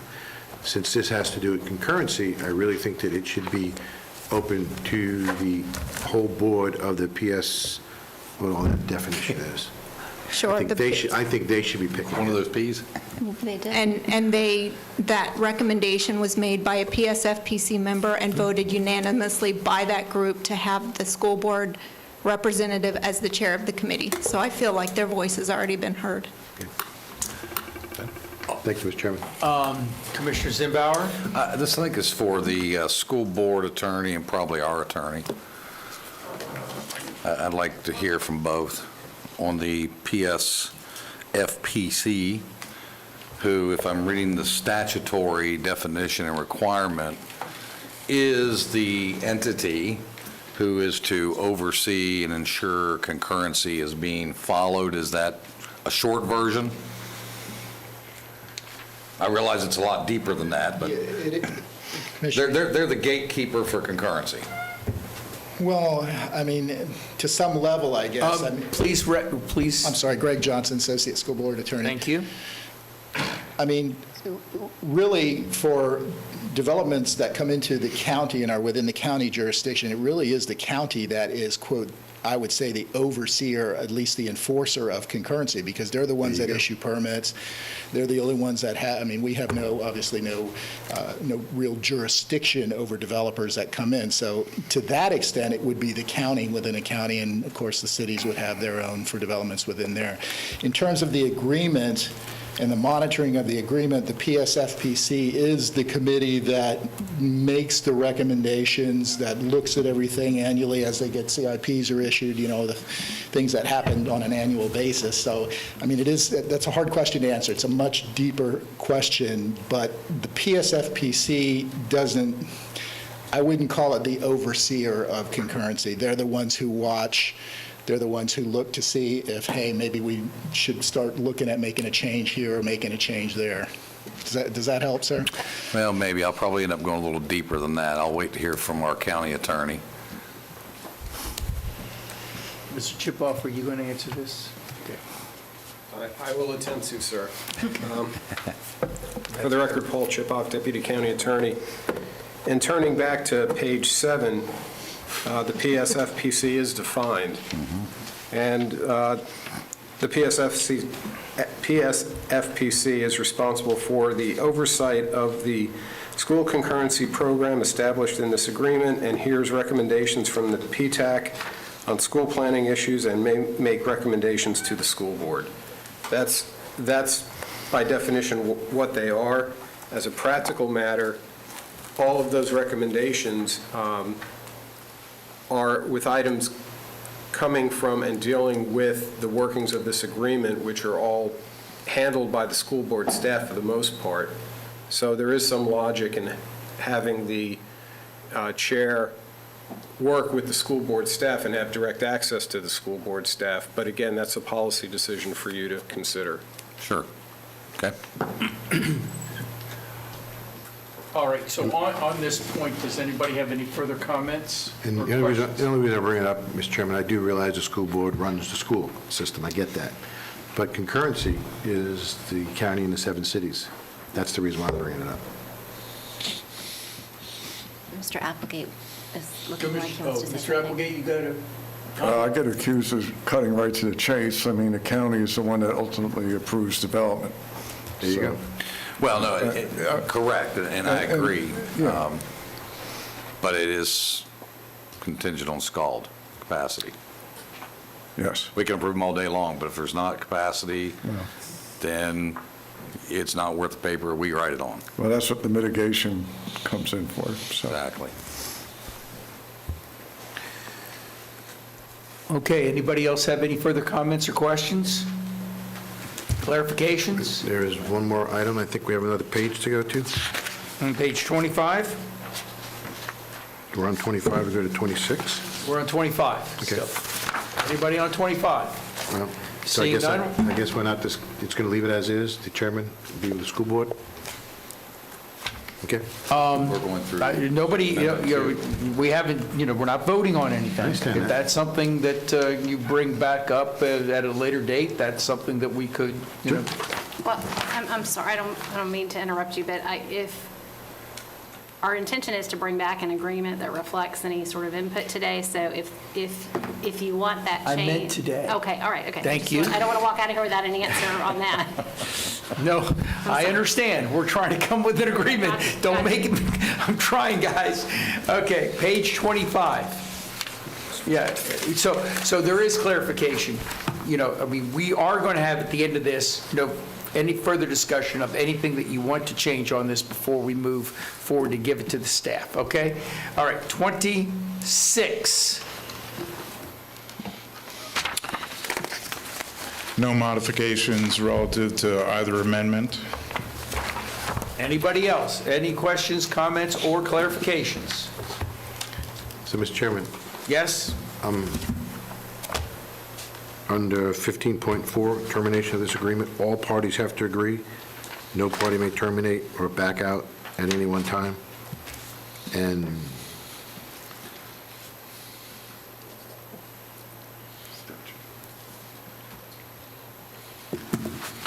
I just feel as if there should be a clause in here that it's going to make us, if this is such a good agreement, we should be coming back to this at a certain time to either reapprove it, reaffirm it, or not. I just want to make sure I'm clear. Okay, wait a minute. I thought we were going through amendment changes per page. Yes. We could. Now we're going back to, No. Commissioner Zimbauer, you can do it now. That's not precluding, as you indicated before, coming back later. fair enough. Okay, do you want to talk about that right now, Commissioner Delory? I can wait if the board... Or we can do it right now. It would be better that we did do it as it came up. I mean, I'm just saying, so it's fresh. Mr. Rinaldi, is there anything in here that gives a specific time that this will be reevaluated? Anywhere in this agreement that would be revisited? Only that the PSFPC will be meeting annually, and that it would be recommended through PSFPC and through the PTAC if there are issues that need to be addressed. So on an annual basis, we'd be able to discuss any changes that are proposed. Do you want and I'm asking you and anyone else here, would anyone entertain the fact of having a specific time that it's looked at every 5 years or something instead of 2007 and now today? I'm asking Mr. Rinaldi first, would you have a problem with this? I know you can't answer or speak for the school board, but would they have a problem with that? I mean, well, we agreed to that with the school impact fee that we would be evaluating every 3 years the study to make sure it's current. I would feel comfortable in proposing to the school board that we look at a 5-year window to go through this process as well. Okay, is there commissioners that were raising their hand to say that they would want that process? I was There's raising my hand two. for- I will lend, no? I was Okay. raising my hand for a comment. Okay, As was I on that issue. on that issue. Okay, Commissioner Hurd. And then Commissioner Zimbauer. If the committee has agreed to meet annually, and we have a representative on the committee, and we have access to that representative on the committee, and we can bring to them the fact that we believe there needs to be changes, is that not already built into the model? The fact that it hasn't happened shouldn't be misconstrued, at least as I'm reading from, as an outside perspective, that it's not in here. It just didn't happen. We didn't follow our own process. You can write all the words you want into an agreement. It doesn't matter if we don't engage. So if the committee's agreeing to meet and our representative is on that committee and our representative is in this building or possibly sitting up on this dais, then we have access to that today. That's my perspective. And I would just agree with you, and I've watched this in theory, that we are supposed to have impact fees every certain amount of time, and XYZ, whatever you want to talk about, agreement every once in a while. I'm just trying to see if this is, I've heard this comment 2 or 3 times now, today and before, and I'm just putting it out there as whether the school board or us right now would want to discuss that type of thing. I agree with you, Commissioner Kerr, that it should be by a matter of process, that it would happen more often, but here we are, 2007. It's just like, and that's when it was done. And 14. Here we are. And I'm sorry. 14. And 14. It just Every never. 7 years, there we go. It never got over the finish line, right? So. Just like impact fees, we're talking about right now, other things, 1995. So, yeah, I'm just kind of like putting, it. I can go either way. I'm putting that out for the commission because that was brought up. I want to move this along one way or another. Is that something that's, we want to formalize, or is that something, as you say, is already part of the process because we have a representative and everybody has a representative? An unintended consequence of putting in a 5-year look is that we don't touch it for 5 years. And so now your committee is meeting annually with great, this isn't the year we do this. And so we got to be clear on what we want. Anybody else? And I think, Jay, Commissioner Zimbauer, you're next. Yeah, I was just waiting to weigh in. I think you were asking for us to nod on your dissertation, but I got an idea. 2024 is right around the corner. The 1 cent sales tax is ready for reconsideration. That's 3 years. We have an impact fee that should be coming up for review soon. Why wouldn't we run the impact fee, consideration of the 1 cent sales tax, which benefits the school board, as well as this simultaneously as a decision-making process, and have a discussion on all 3 at the same time? Because at the end of the day, all 3 are important to the school board as well as this county, 7 cities, in making these decisions. I think there absolutely should be some method to trip a review process or a sunset process. And the process of having a member of this board on that is great in concept, and what we have learned and found is that it doesn't always happen. The best laid intentions. And I assure you, if we have a sunset clause on any of these, that I'm pretty sure, to put in Commissioner Lockhart's words, stir the hornet's nest, the school board is going to ensure that we review this before it expires. And so I would like to see us run simultaneous looking at all those at the same time, because we've already talked about impact fees today, how that fits into this part of the puzzle. Just a thought, if you could run all 3 of those simultaneously at the same time. But I would be, as to put in Commissioner Herr and Commissioner Constant's earlier comments, a review process in this agreement. Commissioner Lockhart.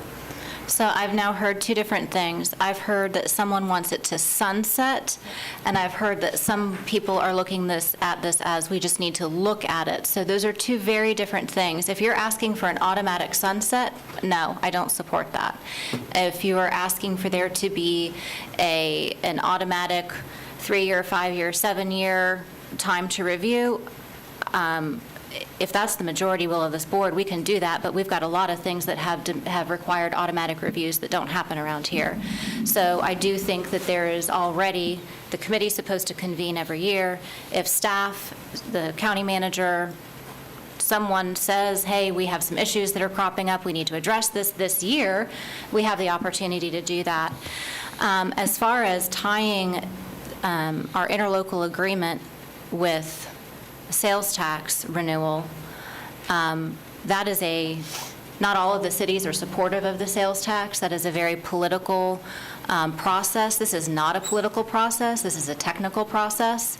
And the interlocal agreement is supposed to be something that is inclusive, that deals with technicalities and how our 9 jurisdictions operate. Yes, I agree that the 1 cent sales tax benefits the school board, but I, for one, do not think that there is a benefit to marrying the two. That would, I think, blur some lines unnecessarily. And to be clear, I had no recommendations for consideration that we blend all of them. All I'm sorry, saying I thought is, that was what I just heard you say. as the same year or time frame that they would come about. So they're fresh on everybody's mind. I'm not saying incorporate all those into one. Yeah, but I'm saying like, that by doing them all at the same time, you are tying them together in the minds of the participants and the community. And this interlocal agreement is not tied to the 1 cent sales tax. And I'm not saying it is. But doing it at the same time might make that connection for people. Right? You talked about perception earlier. You said perception is very important. I think that would create a perception that might not be helpful. That's just my 2 cents. Mr. Chairman? Commissioner Glory. First of all, this agreement does talk about capital improvement.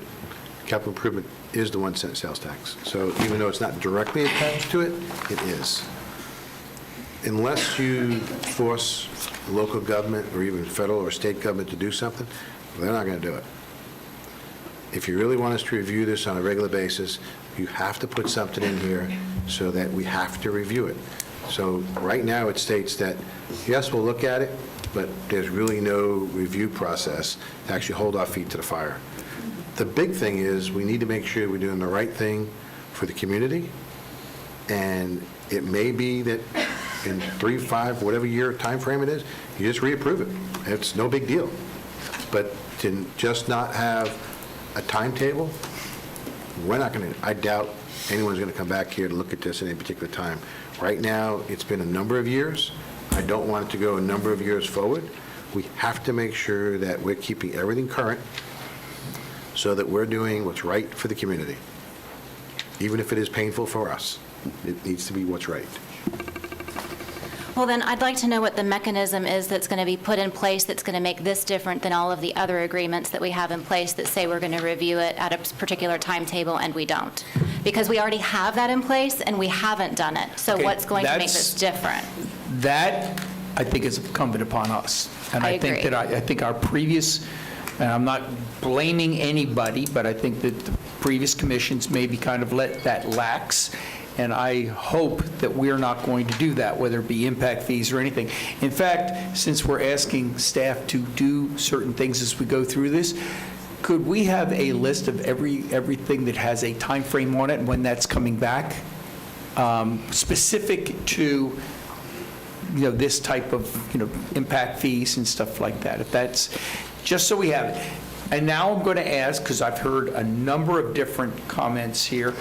Mr. Rinaldi, do you have a suggestion? The one thing that I want to bring to your attention is the sunsetting of the interlocal agreement puts us at odds with Florida statute, both 1013 and 163, where it states that school boards, county, and the municipalities shall enter into an interlocal agreement having to do with plans and processes to be coordinated. This is the concurrency. Information on planned existing and new schools, proposals for development, infrastructure, demographics and enrollment projections, and estimated revenue sources. So it would be, we really cannot have it sunset, because then that will put me in a position, and the school board in a position to have to negotiate 8 interlocal agreements.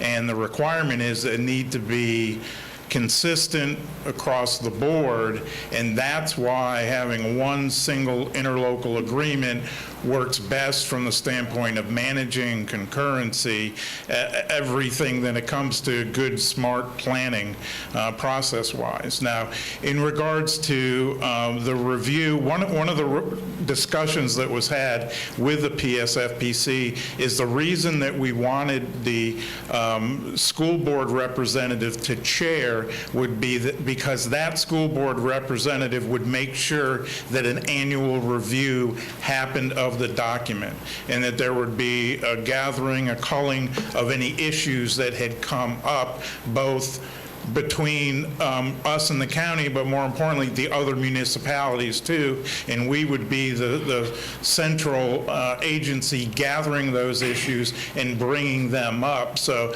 I mean, in regards to the requirements of the PSFPC, maybe it's a matter of enhancing that review process within the requirements within the ILA right now that's going to happen annually, and a report out, and a subsequent report out to all the local governments in the county as well.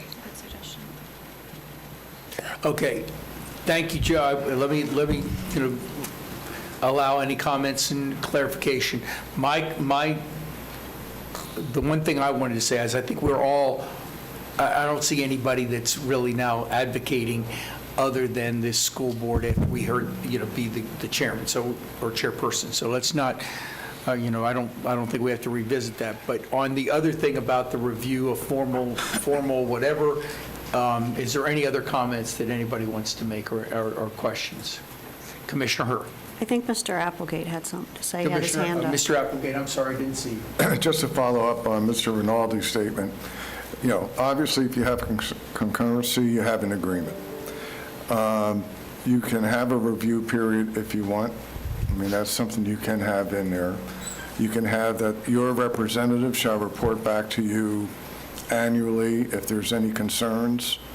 So there's different ways that we could make suggestions on how you want to achieve the review process. It's just a matter of how you want to do that. So 5-year review, 3-year review, but nothing even if you have that review period, nothing prevents your representative coming in at a meeting saying, hey, an issue arose that I think we all need to talk about. Yeah, Mr. Chairman? Yes, I understand that, but if you have one city that doesn't want to participate, the agreement stays as is.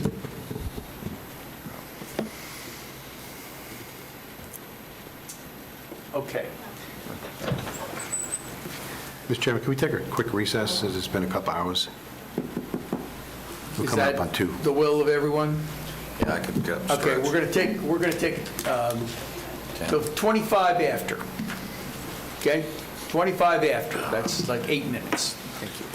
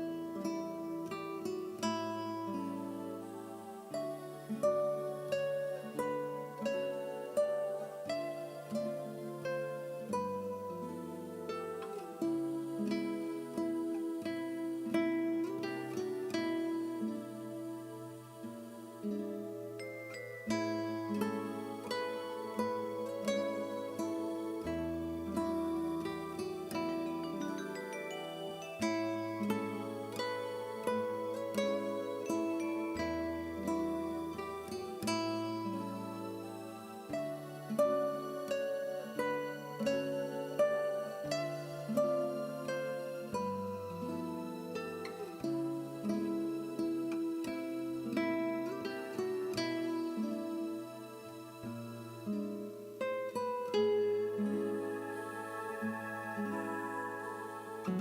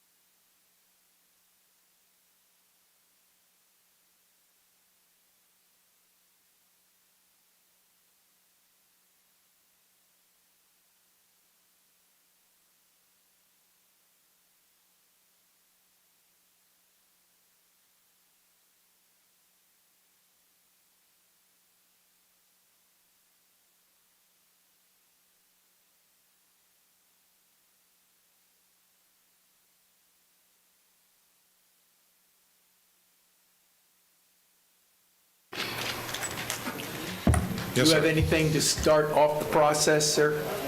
We're still on page 26. Still on page 26. So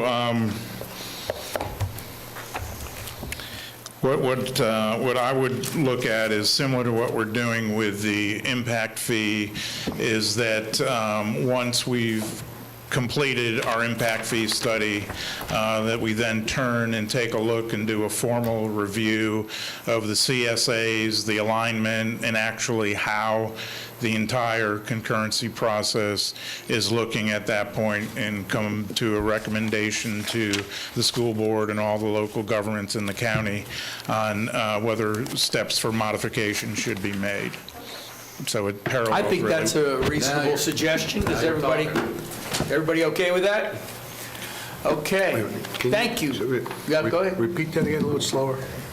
From what I understand is after you go through you have a 3-year review of impact fees. Exactly. After you go through that, you will then go through this process, a formal review of this, to see if it correlates with that and if there's any changes that need to be made into this also, correct? Exactly, yes.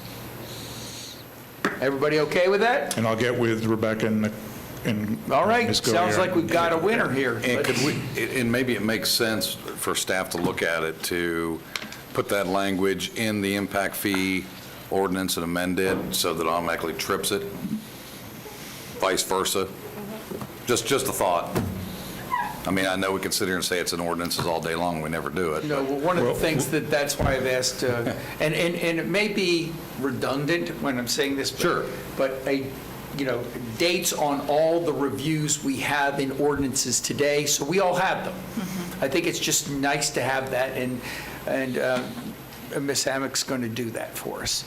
Okay, through the county manager, of course. County manager's going to do that for us, and she'll We'll probably coordinate, 'cause I assign think Melanie's Ms. already- Hammock to do it, Mel- or yeah. someone. Okay, good. Melanie's been working on that, so Perfect. we'll coordinate, we'll get it done. Thank you, Madam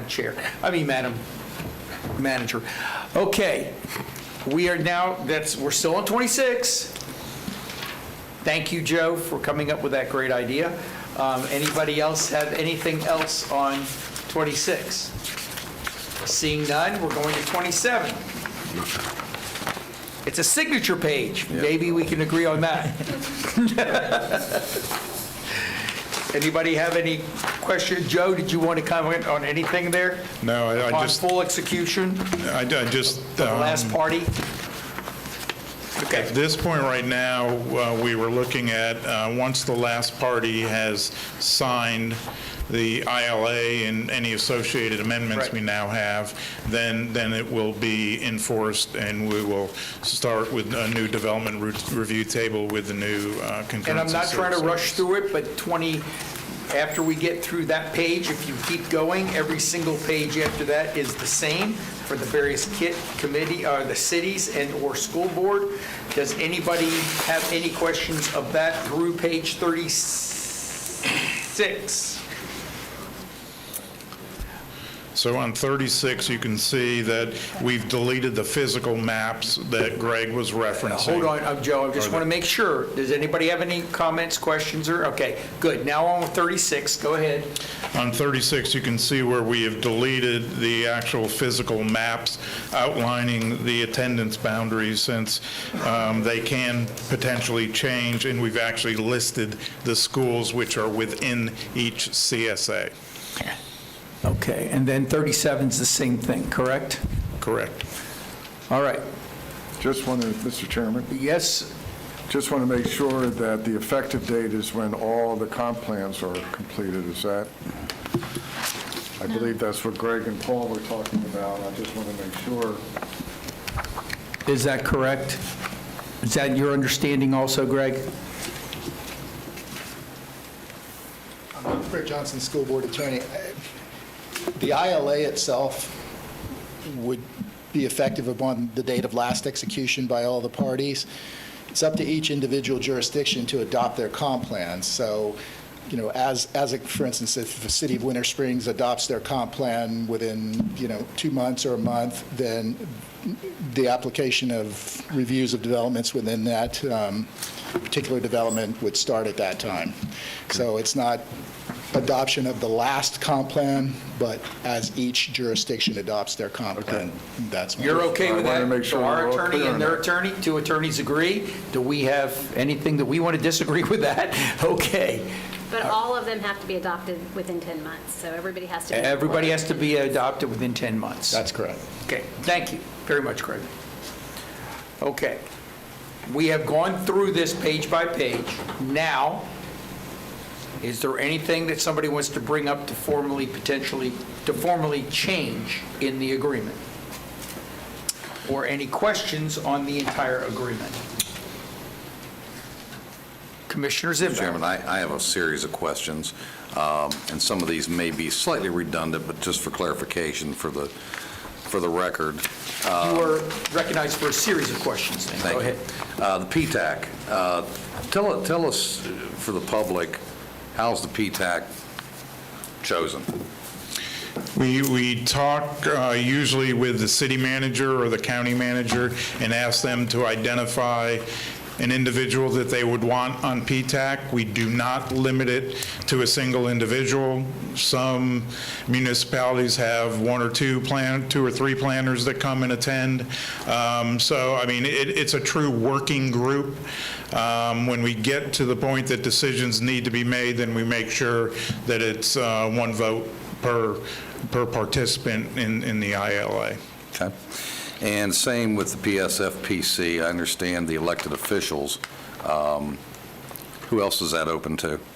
Really, we ask the government authority who they have chosen, because most of them do committee assignments, and we're usually on the list for committee assignments, so it will change year over year, but we ask who's been assigned to our committee. Okay. And on those committees, when I look through the minutes that were there, what engagement was done with the other stakeholders in the community, as far as the development community, property owners, et cetera, et cetera?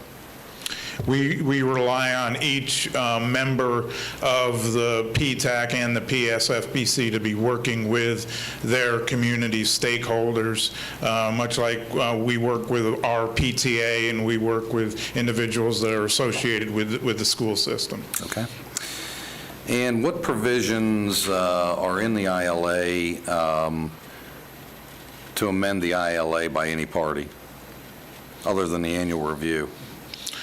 Well, at any time, I believe it's section 13, any individual that is on the PSFPC can request that we evaluate and meet to review any issues which they may have. Okay, and what is the deadline? And explain the deadline on this process, other than, we understand the 10-month. Is there a deadline that has been imposed? I mean, I understand 2014, and now here we are, 2021, 7 years later. Is there a current deadline in which the expectation is that's engraved in stone, this has to be done, other than sooner rather than later? It's a sooner rather than later. We are seeing developments come in, and we're getting to the point now that we're looking at contiguous CSAs, which all of a sudden, you know, when it comes to the number of student stations we have, that's easy to quantify. Now we're getting into what's the length of the bus ride. We're getting more into the soft analysis that, you know, we can do through our routing systems, but it's not as quantifiable. So Okay. that's why we're trying to move this along. Understandably.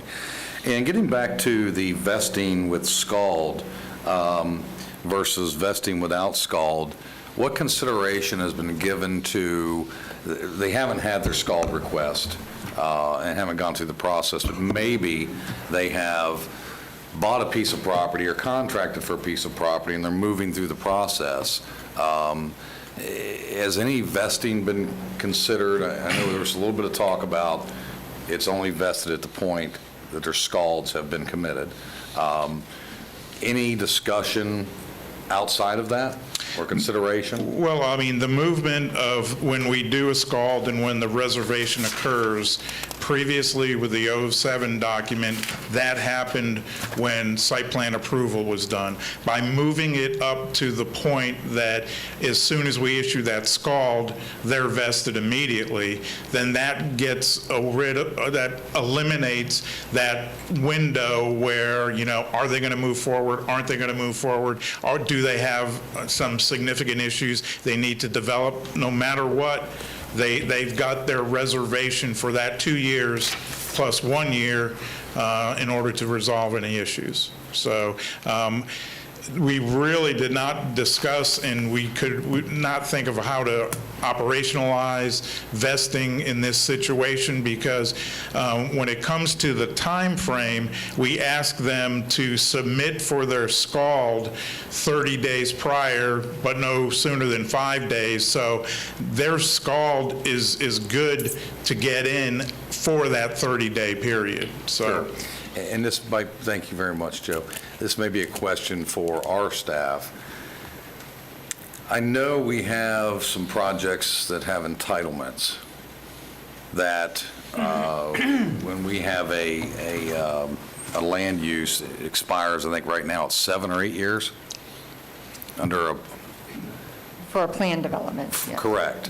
So have we looked at how this may affect that in some of those coming in that have not had SCALDs yet, that may be towards their end of their entitlements?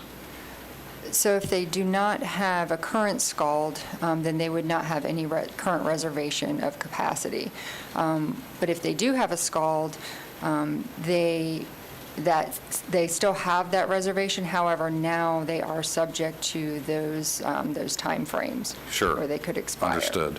Because in the Exactly. past, we've had to go through where the school district has come to us, and we've gone through the list of projects that they have SCALDs for, and we've had to determine, is this project moving forward? Is it not, and a lot of times we can say, no, we haven't had any activity on this for so many years, and then they'll take it off their list, and then that frees up the capacity. Right.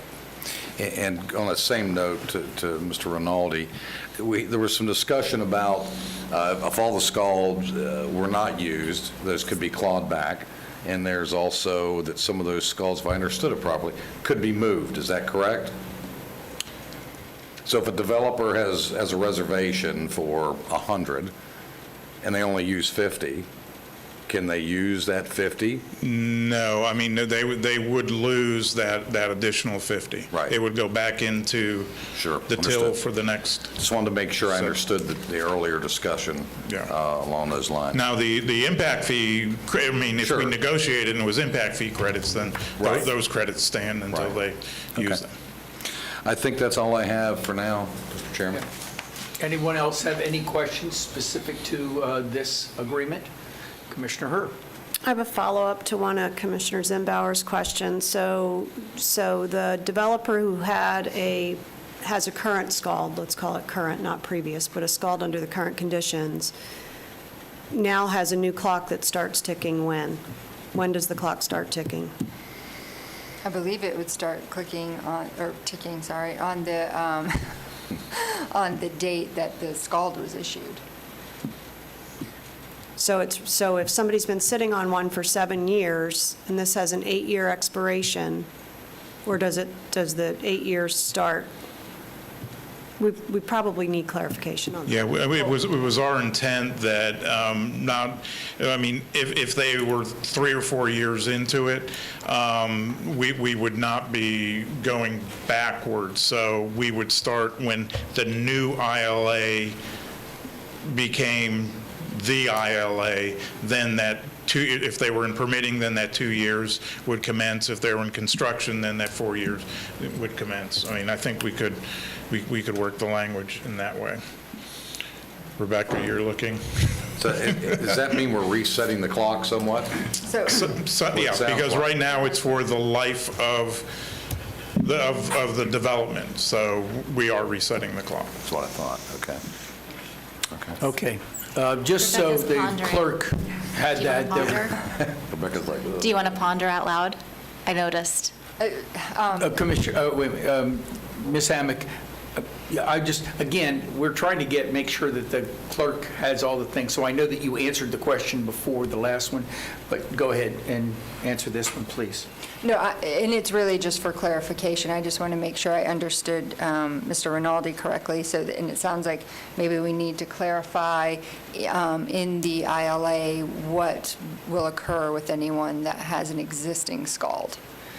Because right now, the way it's written is that they would be subject to that deadline clock. And so it sounds like we need to probably address anybody that's, has a current scald and how that's going to, impact them moving forward.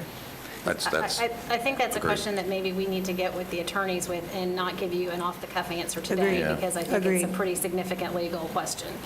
Sure. So the county manager says that the attorneys are going to get together and give you an answer, Commissioner Zimbauer.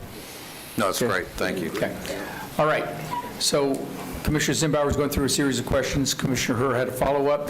Is there other folks that have questions right now for Mr. Rinaldi, who has finally gotten through his program, and it's not his fault? But anybody else have any questions? All right.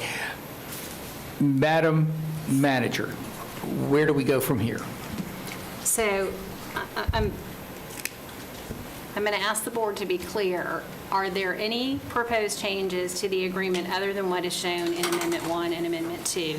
Because the next step would be to bring back a finalized agreement for your consideration. We did talk at mayors and managers. We'll share what happened today, whatever happens today with the cities, so that we don't have a bunch of other amendments rolling around out there.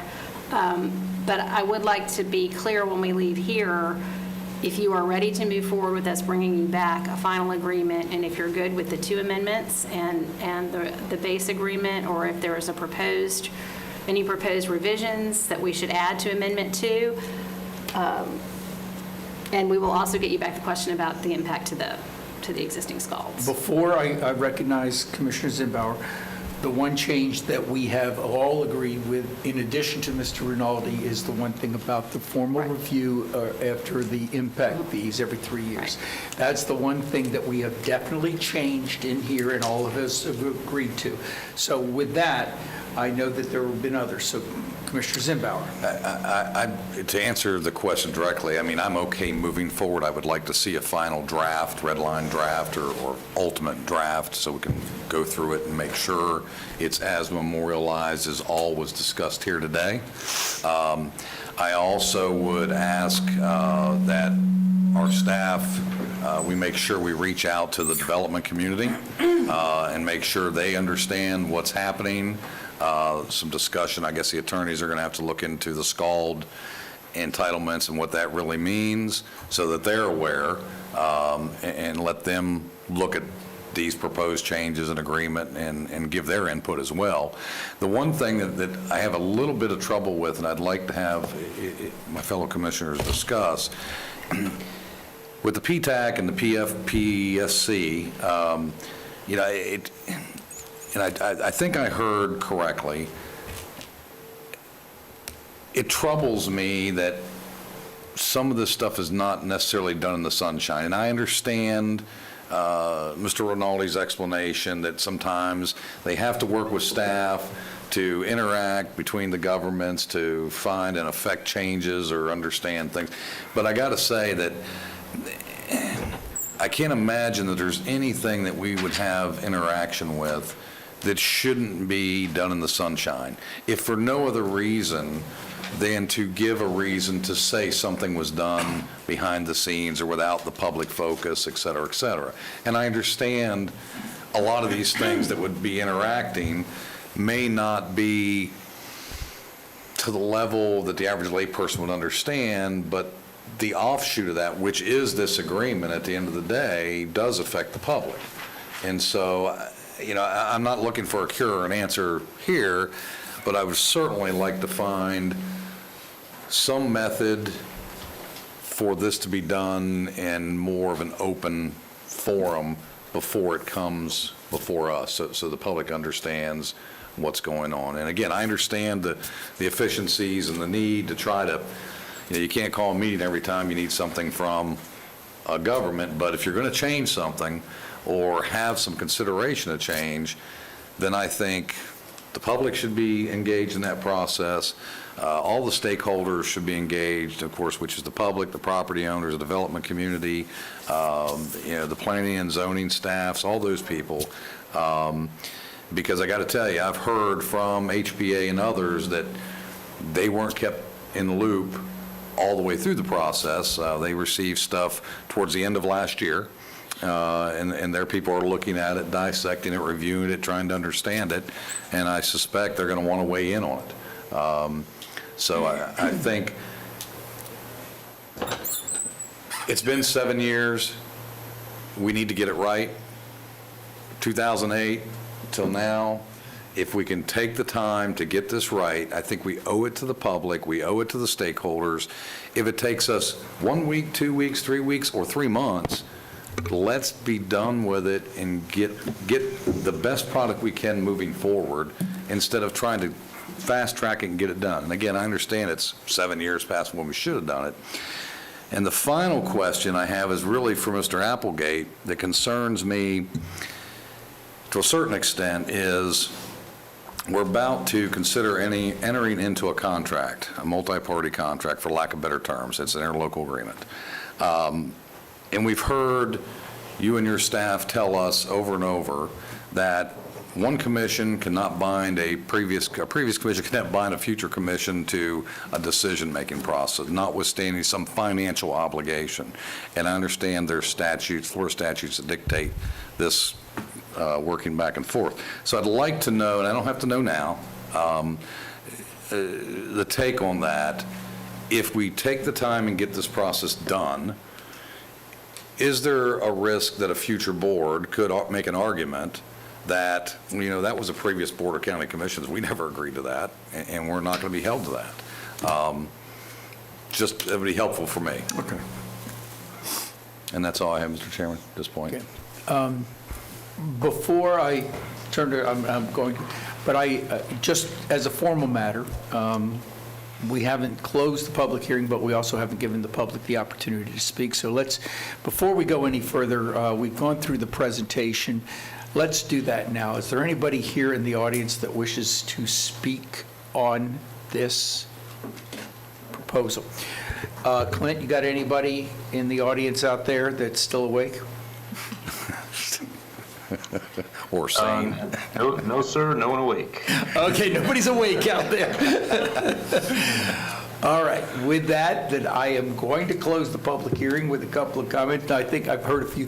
First of all, nobody can accuse us of going through this quickly. And also, just as a thing, I want to just make sure that we have this. I don't recall when we went through the sales tax that any city was, or county, or anyone was formally against the sales tax. I just wanted to make sure that we didn't have a misunderstanding of that. I would say it was not unanimous. It was not unanimous. Oh, no, it was not unanimous, no question, but I'm just saying there was, formally, there was no city or, against it. Oh, they were all happy to take the money. I'm They gonna just say. weren't all happy to Yeah, I be a remember part of some it. parties took Part the of the money. cost. I remember some Right. debates I was in the middle of. Yes, Yeah. I do recall that some people didn't want to. No question about that. So we're going to close the public hearing, all right? It's not open. Now, yes. Now, Commissioner Delory, I saw that you had your hand up. So go ahead. Thank you. First of all, I think it's great that we're having open dialogue like this. I think it's important. And I would echo a lot of the comments that we've heard here today, that it's important that we get this right. But in Commissioner Zimbauer's closing, or comments, not closing, comments, he talked about affected parties, and Rebecca, you talked about the affected parties on the private side were actually involved. And then later on, he talked about the stakeholders that weren't involved. Can you elaborate on that some? I'm not sure if I understand. Speak up, please. I don't know if my microphone works. Sorry. For the record, Rebecca Hammack, Development Services Director. I'm not sure I understand So in the the beginning question of this- completely, but I'll try to answer and see if this is, if this answers you correctly. But before the last work session, I did send a copy of the proposed revisions to the DAB, the Development Advisory Board, and the attorney for both GOBA and AAGO. And we did speak about the ILO revisions at a DAB meeting late last year. Or actually, I believe it was in January, early this year. Have we gotten comments back from them? I don't have anything in writing, but we did discuss it at a meeting in January, and we did answer, to the best of our ability, we answered their questions at that meeting. I just want to make sure we're fully transparent, and I want to understand what their concerns could be. So if we can officially reach out to them? Yes, and I also sent an email to them again prior to this work session so that they saw the proposed amendments. Okay, but we haven't heard back from them, correct? No. Okay. I did hear from a representative from the Home Builders Association yesterday. He reached out to me to ask if there were going to be stakeholder meetings. I told him that I didn't anticipate that. I didn't want to speak for the board, but that my assumption was we would hear this today, get feedback, and then bring a final agreement forward, and that they did have the opportunity to come today and give us any feedback that they had. That's what I knew yesterday. How so. can we get input from them to understand what their concerns may be? How do we do that? If any. And they may not have They any. can come here. Sure. Oh, okay, Commissioner Lockhart. No, let me just say that. I do understand, and I do believe that, as the county manager said, that they have been notified, and obviously, we want input from everybody and any stakeholder, and I'm sure that that they're going to have, if not formal, informal, or letters of anything that they feel that they need to, put a letter on the record or something like that. And the reason I'm bringing that up, Mr. Chairman, is I want to make sure that as we move forward, we're hearing from all parties before we actually schedule the last public meeting for us for approval. I want to make sure we have that input prior. So I will share with you, and maybe I should have shared this with you, Mr. Steinhauer's response yesterday when I told him that we were having a meeting today. Who is he? He's with the Home Builders Steinhauer. Association. Home builders. I can't hear you that well. I'm sorry, he's with the Home Builders Association. And I let him know yesterday that we were having the work session today and that I didn't anticipate stakeholder meetings, and not to speak for the board, but I thought what would probably happen next is a meeting on the final document.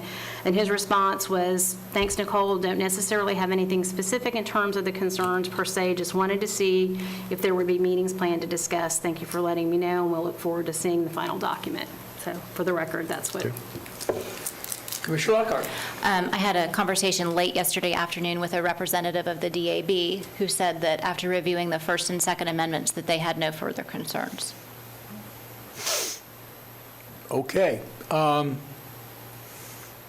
With that, any further comments or discussion of any changes to be made throughout the document? Chairman? Commissioner? Just with regard to the document, I don't have any further changes other than the one already agreed. I would say that there's follow-up on the side of this organization, not the other 8, this organization, with regard to the onus is on us and how we execute in partnership with the other 8. If we think there should have been stakeholder meetings, then when this process starts the next time, we need to have that process laid out on our side of the equation. Because if we're the ones that are driving that has to happen here. So I just don't want to walk away from this saying that we've, nailed this down and we think we put every item that we could possibly put in an agreement, and then not walk away with the ownership on our side of this equation to make what we think needs to happen at our hand, in conjunction with the other 8. But we are a partner at that table, and so I think we need to own that. And I would, Commissioner Zimbauer. I concur with Commissioner Herr, and that's why I would be an advocate of ensuring, again, if we want this to be right, we need to make sure we cover all the bases and make sure that all of those that couldn't be impacted or may be impacted be considered, so that we don't have to push the reset button and come back in 6 months or a year and redo things. So I would agree with that. If I could just say something, then I'll recognize you, Commissioner Herr. After we had come through and gotten all these comments, my intent was to ask the staff to put together one document, making sure that they are working with the school board to make sure that everything that we all agreed to today is put in there together. Bring forth that document back to us, but also ask the school board to take it back to the school board, the PTAC, and any other, alphabet group that they want to. We should also ensure that whether it be the home builders, the apartment association, or any other group that might be, have an interest, we get them that document, that now one document that we're all working from. And of course, the 7 cities, we get to each of the 7 cities that document, and so that they can start reviewing.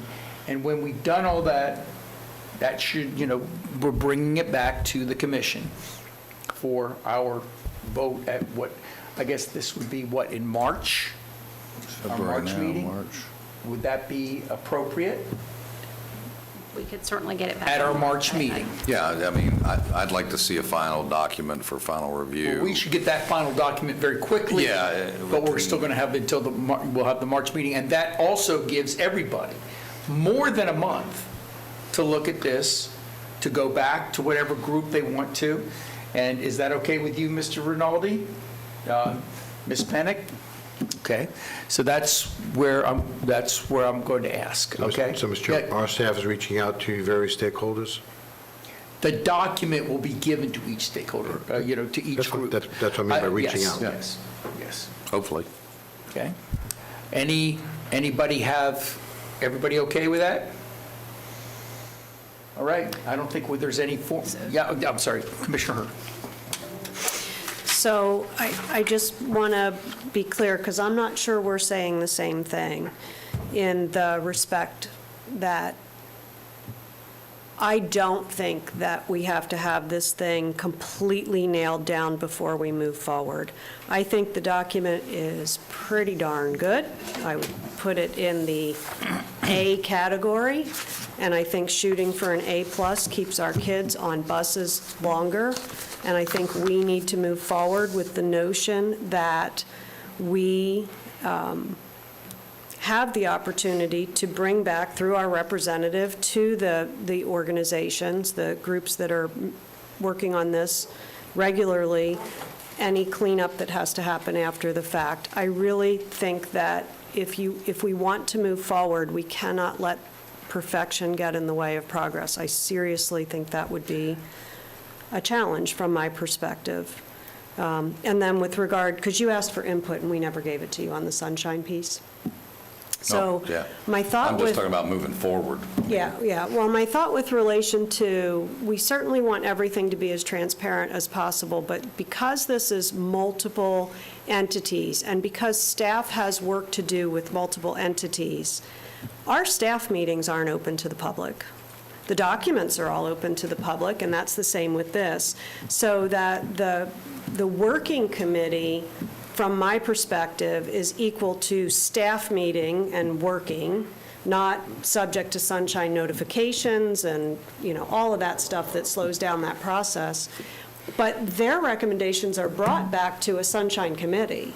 So it is transparent now. Well, so I understand exactly what you're saying, but when you're considering entitlements, property rights, vested or not vested, land use that is being transferred to another government entity that typically does not control zoning, which will impact zoning and land use through an agreement, then I think it should be done in the sunshine. So that everybody knows every step of the way of how we ultimately got to where we were at. So when we do all of our land use, are all of our staff meetings public? I'm just asking a No, question. but all of our staff interaction, as you know, gets a staff report and analysis of each of that. I have not seen any analysis, at least given to me, on this ILA, on how it will or will not impact somebody's either vested rights, future rights, land use, zoning, et cetera, et cetera. I haven't seen that. Now, we had a discussion, obviously, about scalds and the vesting and all that, and I got that. And hopefully, we're going to get a finalization on that. But it's pretty sensitive when you're talking, in my mind, when you're talking about people's entitlements, property rights, and so forth. The average person doesn't understand that the concurrency, by default, can control land use. Although it's not a land use, quote, aspect, as one would consider, but at the end of the day, it truly does. But if I can interject, Commissioner Zimbar, you weren't asking for any changes in this document at this time. You were just, so let's not get more into the weeds. Right, I'm not asking for that at all. Okay, he's just saying he was making a statement that he would like to see more transparency. Well, give me an example. And when we do it, let's not. Just real quick, because several of us lived it with the impact fees. Yeah. I mean, I was on the Planning and Zoning Board. Yeah, I know. And we had property owners coming forward at the time we were out to adopt it and go, hey, nobody's told me and me understand that my vested rights. I think it was a general comment that you were making is, as we are looking at this, if there's a way to make it more transparent, you would like to see that. Correct. Okay. But you're not asking for any changes in this document at this time? No. And Commissioner Herr, I just want to, and I'm going to get to Commissioner Lockhart, you're next. I just want to say that by putting it at the next meeting in March, that is warp speed for us. Around here. I'm trying to get it. I'm not waiting around anymore. I want to get this thing out. In 2 weeks, we got a commission meeting, and I can't see it getting put on there. but in our first meeting, our meeting in March. Could it And not, can we ask? Could it be on the, I did. oh, okay. Well, if the board says they want it on the meeting in the 23rd, and if these are the changes, unless you have some additional We've had work less for us to do. important things that are more complicated get walked onto the agenda at the last minute. So if we've got 2 weeks' notice, I don't know about less complicated. Well, again, but I've also heard from the commission that they want all of the interested parties to have the opportunity to evaluate this, too. See it and weigh in. Come to the Commissioner meeting. Lockhart, go ahead, I'm sorry. that's okay. I think, to the issue of transparency and sunshine, and I know those words get thrown around a lot, like, well, we need transparency and we need sunshine, and certainly there are times that we legally need to have that, and I think communication is the word that I would use instead of transparency, because everything that our staff does is transparent. As we've learned recently, everything our staff does is transparent. And so I think it's a proactive communication that I think we're really asking for. Our staff wasn't asked by us to do that. There was no provision for that in the current ILA. Well, apart from reading our minds, that they would want us to do that, I don't know that they would have known to do that. I spoke to some folks in the development community who didn't even know that there was an existing ILA in place from 2007. So, transparency is important. But there is also, when you're talking about a working group that's getting into technical items, sometimes what is a draft and a concept and you're working through isn't your final product. And I would hate to see that stifle the ability for them to brainstorm and work through potential items because they feel like everything that they are doing or every iteration of what it is that they're working on is going to be latched onto as a final product. We have mayors and managers, that's not considered a sunshine group.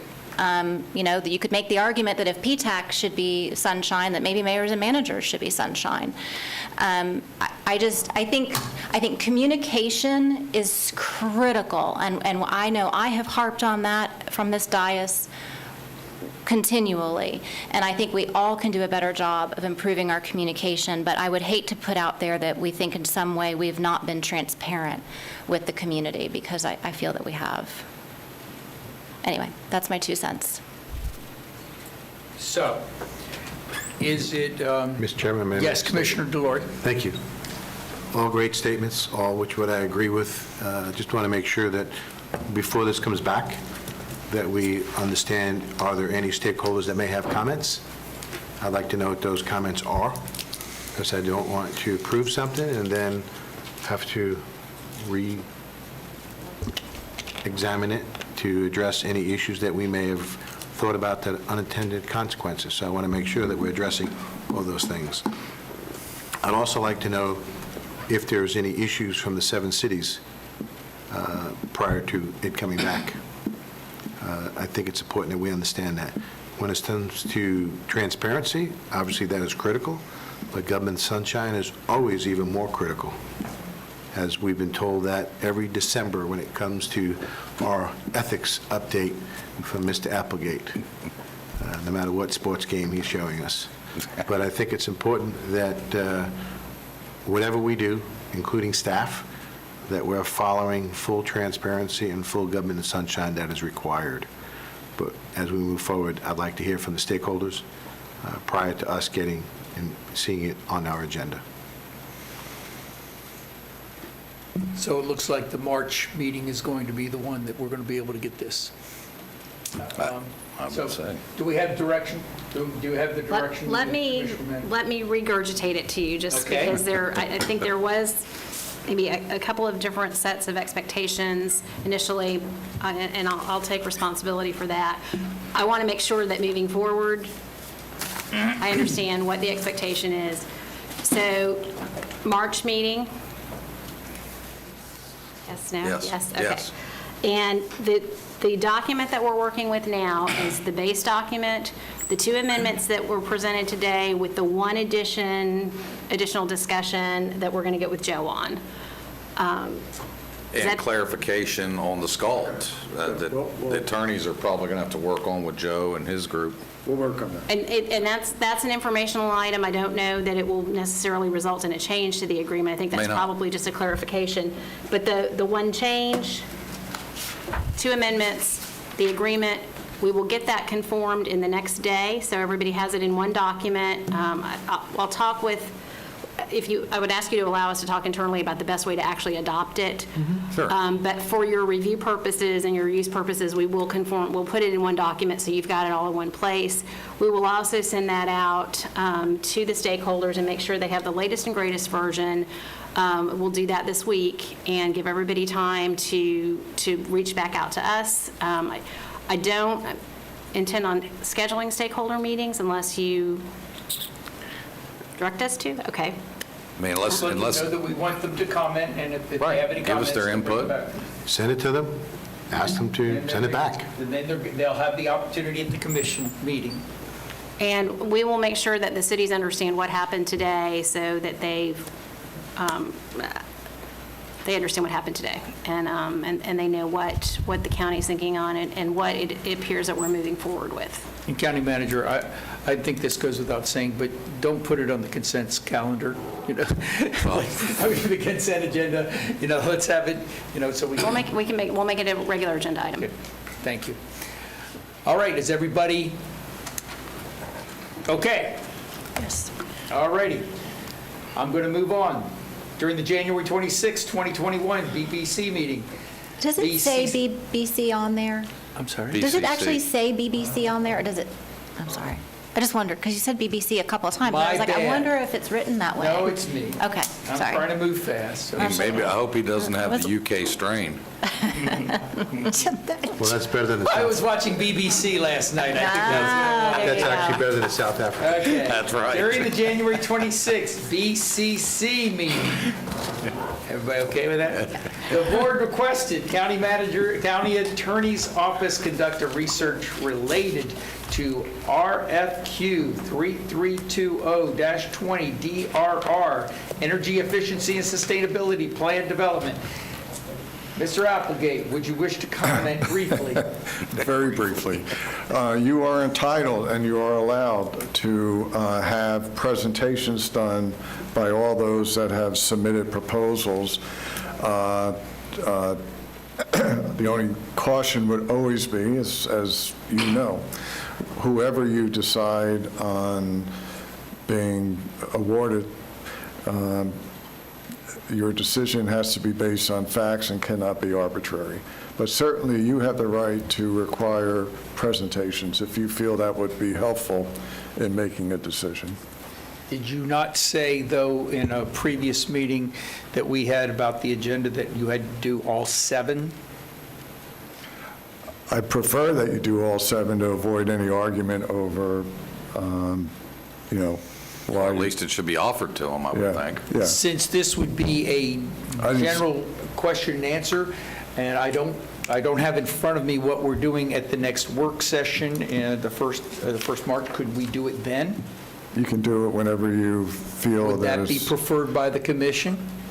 I don't know if the county manager has a timeline. County manager? We could certainly do it at the first meeting in March. I think, The commission, the work session. The work session meeting, Yeah. correct. I And you would can- think the sooner the better, because it could ultimately tie into 5 points as well as other projects that are going on. Commissioner Lockhart?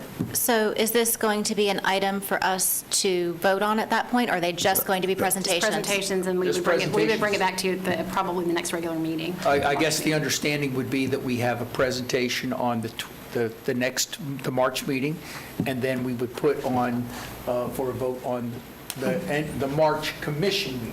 I mean, if you wanted to, You you could. can certainly, you could vote on it, you can make the decision at the work session meeting. We would just conform the meeting as a regular, like we did this morning, we had regular. Well, and so I was kind of wondering Yeah.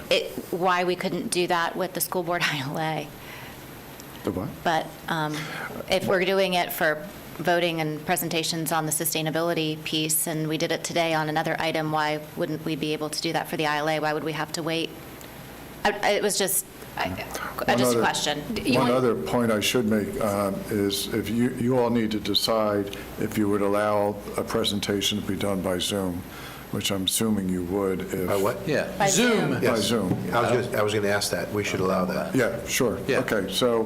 Whatever we feel comfortable with. I will tell David Shields to get with procurement, and they'll do what's necessary.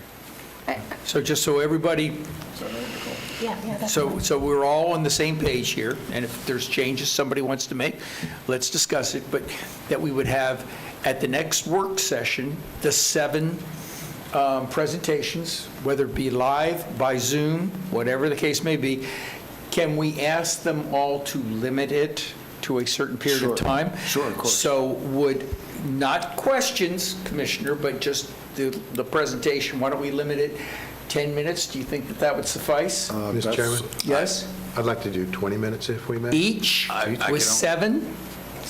When you I got, may. okay. Anybody have just 20 minutes? I can only tell you, I don't know if anybody, my fellow commissioners, I made a request to see the initial presentations.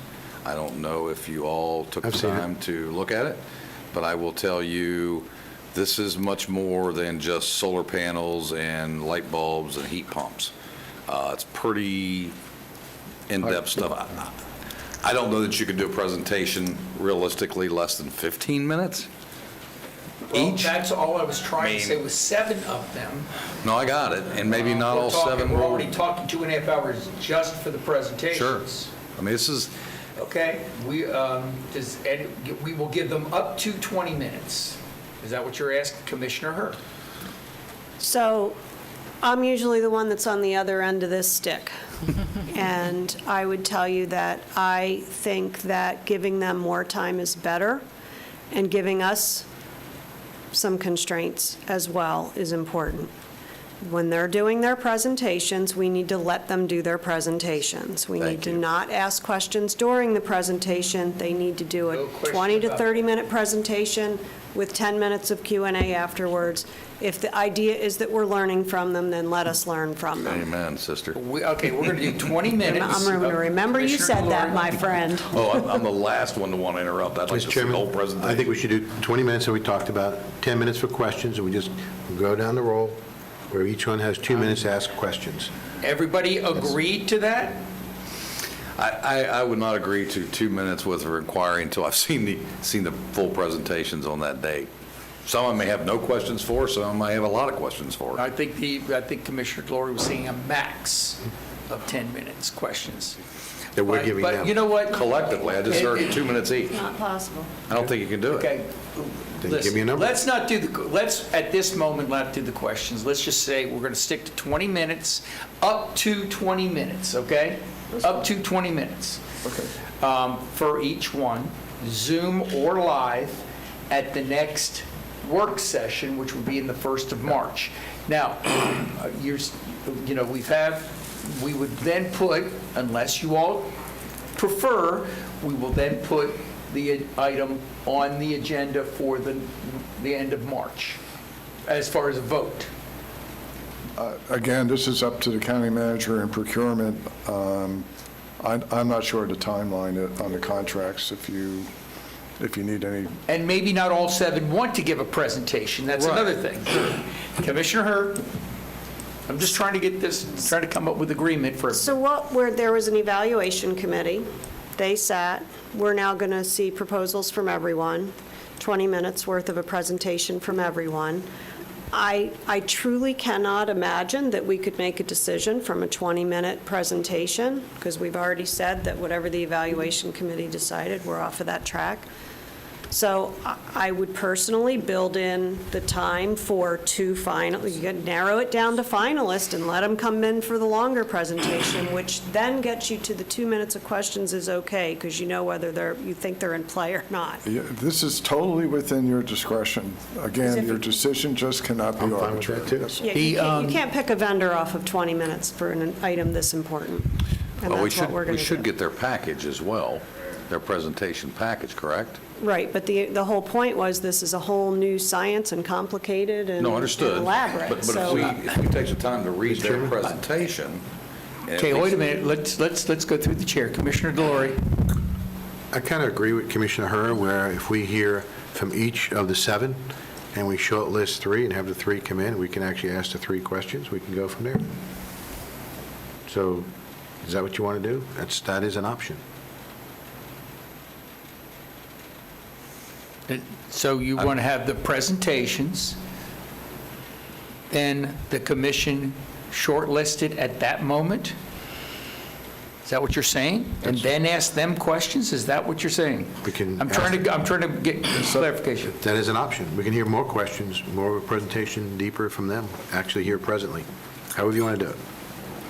I mean, if we're going to hear all 7, The legal question that I was That's asked. what I'm looking at, that's why I'm looking at you. The legal question that my office was asked, and I wasn't at the meeting, but I was listening in, the legal question was simply, do we have to decide now, or can we hear presentations by those that submitted proposals? The answer to that is absolutely. How you want to break it down is up to you all. The only thing I always emphasize, and you got to have a basis for your decision on 1, if you're going to limit it, and then 2, of course, on your final decision.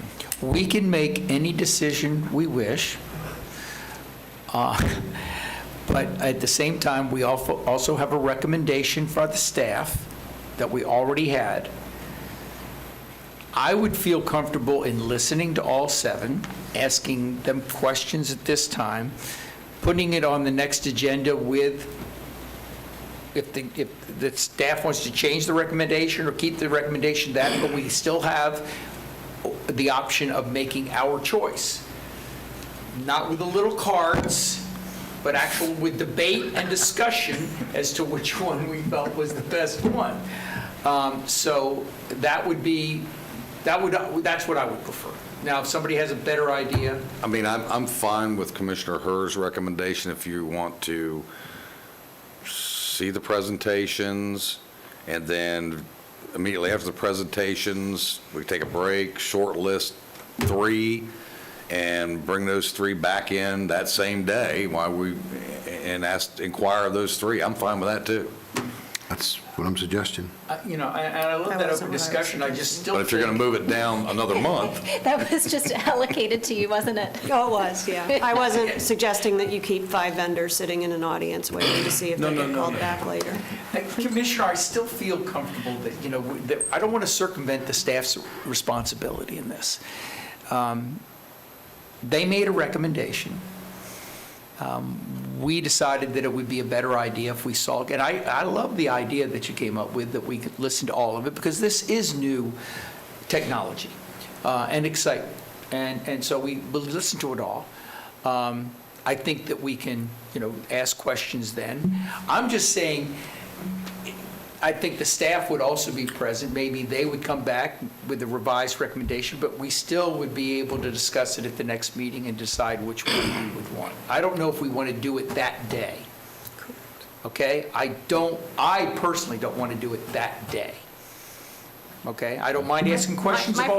My preference would be not to have staff. I'm going to say bifurcating all right. between staff and this board doesn't make a lot of sense to me. I think the board, if we're going to hear presentations, the board needs to make a decision on what they heard and questions they inquired and decide what their decision's going to be. You want to do it that day?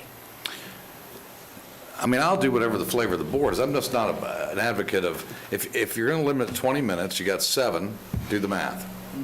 That's already 2.5 hours. Okay, so you're there approximately. 2.5 hours. Plus the So questions. you want to stop at that point and then decide the top 2 or 3 that you want to come back at some later time to then make inquiries to.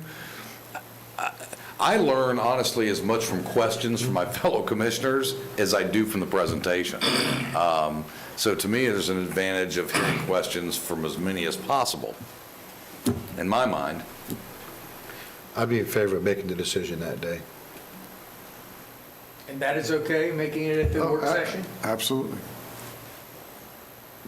I'm fine with But that. it wouldn't be a work session at that point. It would be an agenda item, right? Yeah. Okay. Yes. Yeah. So we'll make that One an of our agenda item. hybrids.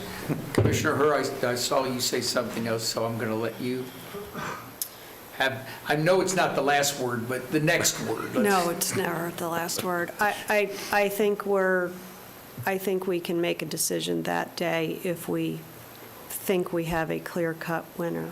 If we have clear cut. Okay, we can leave it at that, and if we don't have a clear cut, we can keep it for, And address it make at a that choice and go next.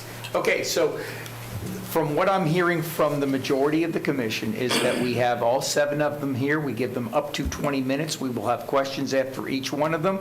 We will then take a break, discuss, not take a break, but we will discuss among ourselves if we have a clear-cut winner or not, and try to make that decision that day. But saying that we don't necessarily have to make that decision that day. We could always bring it back. Yes. And I think the record would reflect that you're doing this because of the technology that you're going to be hearing about. So I think there is about reason to proceed the way you were choosing here.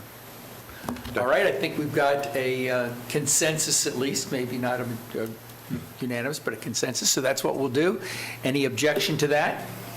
Okay, that concludes the agenda, the formal agenda that I have for the work session. I believe that Commissioner Delory, you asked me before the meeting if you could have a couple of minutes. Yes, and I do appreciate that, Mr. Chairman. A rather unique opportunity or situation came into my office last week. There was a resident in the Oviedo area by the name of Frank Garcia. He lives at 2129 Laurelwood Way in Oviedo. He was applying for a variance for his fence, and I'm not here to talk about the variance, but I am here to talk about,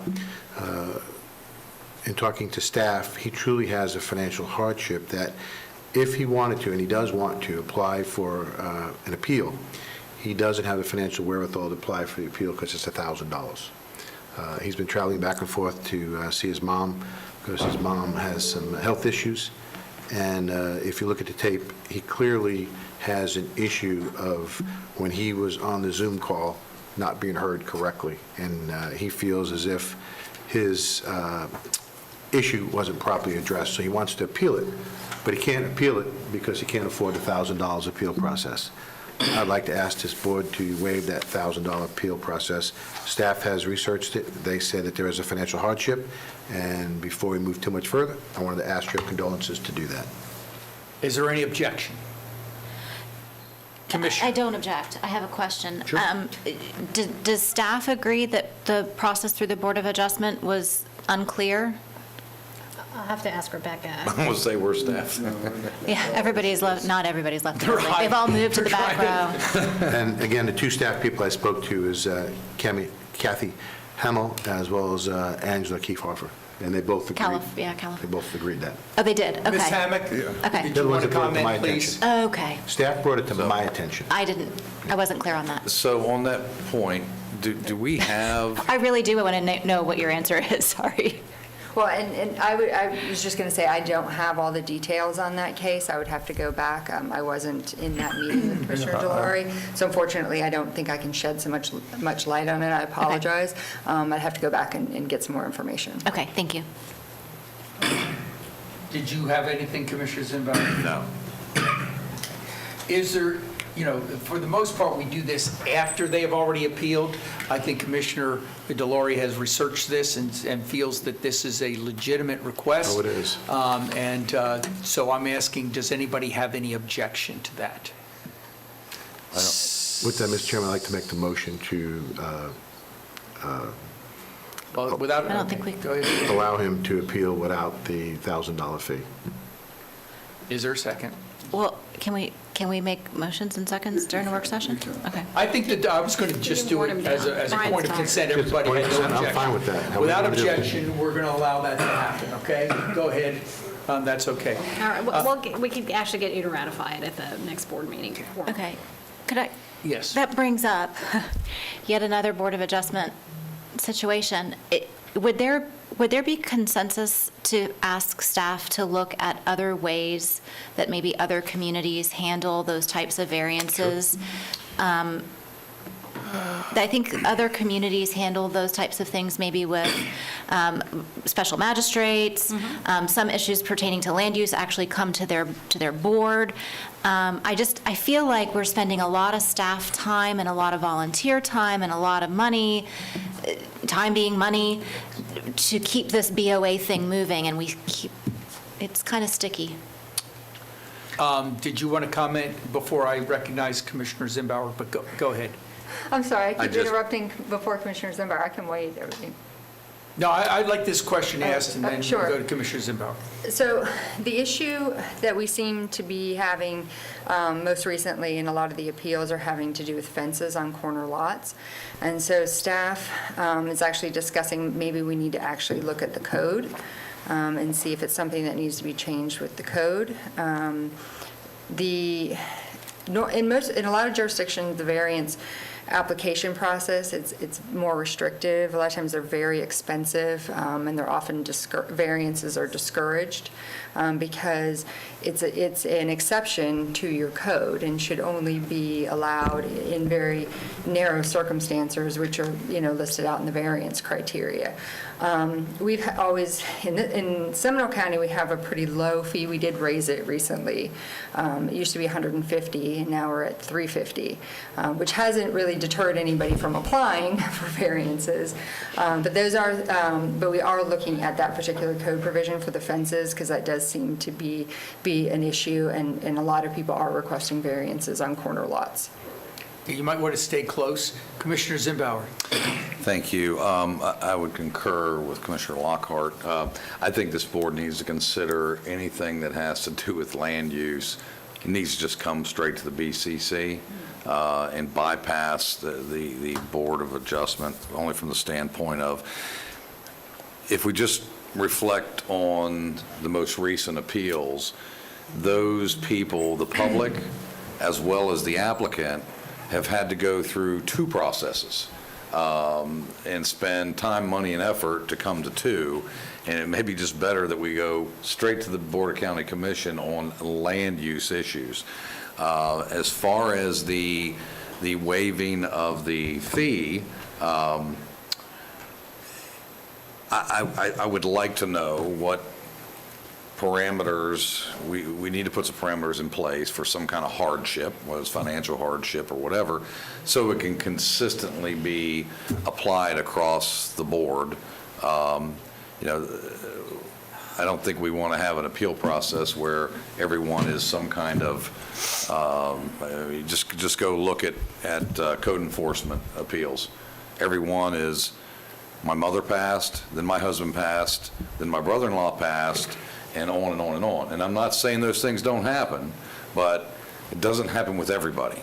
So I would only say whatever staff can come up with to vet that process to ensure equal treatment under the law to all parties and determine what those hardships are is probably best service. And I don't think anybody here is against giving somebody a break, if they truly need it. I just want to be careful here, though, that we don't throw the baby out with the bathwater. And the fact of the matter is, we have two things, code enforcement and Board of Zoning Appeals. Now, since I've been here, quite frankly, we've had very few appeals. Recently, we had a rash, two of them, and specifically, they were more on interpretation of the code, which we're going to do a deep dive into in the near future, than it was the other thing. If there is a way, if there's something that we should tweak in this Board of Adjustment and Appeals and/or code enforcement, because those are two different issues, then I think, like you said, the fence, if that's one of them that's coming in, I think we should. But I'm not prepared to say everything should come to us. No, No, I'm talking didn't about say that, land though. use. Just wanna Land make use. sure. Oh, okay, well, that's, okay, I'm sorry. I'm not saying everything. I misheard that. Just land use. Land use, and those last two appeals were land use. Absolutely. No, I'm sorry. We've had more than The two. two of the three, one of them was a fence. With a shed or fence or Yeah, it something. was a fence. And then the lot out in Geneva. Right. Yeah, and then the other two were the Ski Lake and Wawa. So, okay. I'm just curious if staff knows of other entities that do that Board of Adjustment thing in another manner that may be less staff-intensive too. I would be interested in hearing what other options may be out there, that's all. Sure. We have talked about moving special exceptions to the board. I think that those are usually meatier issues. Variances, maybe we could do some sort of hybrid system that stays at staff at a certain level. We have a higher standard, because Rebecca can waive some things now, but maybe we adjust that. The corner fence issue is an issue that we need to address. All right. But yeah, absolutely, I think that's. Okay. All right. Thanks. Again, is there, before you leave, Rebecca, is there anybody, I have a question for you after, but I want to give my other commissioners the opportunity. Is there anything else that did I hear a yes? Okay, is there anybody else, any others? Rebecca, I've gotten a lot of different emails, et cetera, lately about the possibility of doing some additional protection for conservation and wildlife protection lands. I think the others probably have also. Are we looking at those emails and recommendations? And this is really a county manager thing, I'm sorry, but for both of them, that, looking at as possible recommendations, or is that something we get into a deep dive with the land use code? Mr. Chairman, at the last BCC meeting, my motion was exactly that. Yeah. To that and have staff come back to us immediately or soon thereafter with recommendations on how to preserve into perpetuity those sensitive lands. Okay, you are Commissioner's absolutely first right. comment was at that point, I'm not sure we ought to give them a date certain, but I think the agreement was as soon as they could. Commissioner Zimbauer, you are absolutely right. I've not completely forgot, but I was just reiterating it then. I'm going to say that and say that that's important, that we do that as soon as we possibly can. So, Mr. Chair. and just for clarification, what I believed maybe you were referencing is we've gotten suggestions about not allowing walled communities within a certain distance of conservation areas and No, I wasn't specifically wildlife talking protection. about that. That's what we've heard from staff's perspective. Rebecca, I think that Okay. the Commissioner Zimbauer asked the county attorney's office to work on Okay. that. I think you're a little off the hook on that one. Hold on. Brian, did you want to say something? Yes, I do. Thank you, Mr. Chairman. We are looking at that. Okay. And David Baer sent us some suggestions from other jurisdictions. They're all basically charter-type amendments that require the government to preserve the land. We're looking into the legal issue, though, about perpetuity, because that does obviously impact property rights for generations to come. So I've already started some research around the country on that, and I will have an opinion shortly. I can tell you that there is some concern, but it's certainly something that can be put on the ballot, much like the rural boundary, but of course, even the rural boundary, the board has the authority to tend to that. So, So the bottom line is we are, I just wanted to make sure. Yeah, And to your, statement about the walled, I mean, if that's something that you want to bring back to us as far as, suggestion, I did see that, but that wasn't what I was specifically talking about. Okay. Is there anything else that anyone would like to speak on for the good of the order while we're still here in work session? Only if we have a report on governor's COVID speech. I have that. I was going to raise my Perfect. hand. I just sent all of your offices a copy of an email that came from Alan. Apparently, the announcement was going to be that beginning on Friday, and appointments will open tomorrow, you will be able to get a COVID vaccination at Publix and Walmart within Seminole County. So we sent you the email that we received from Alan on it. It's got the listing of the retail outlets where they're available. Did you, Walmart, not Walgreens? Walmart? Walmart, yes, sir, Walmart, Publix and Walmart. Mr. Chairman? Yes, Commissioner. And that's for which age groups? There's no indication that there's been a change in a priority group, so I'm assuming we're still in 1A. If only I am eligible. Still, yes. I have two things, one mundane and one calendar.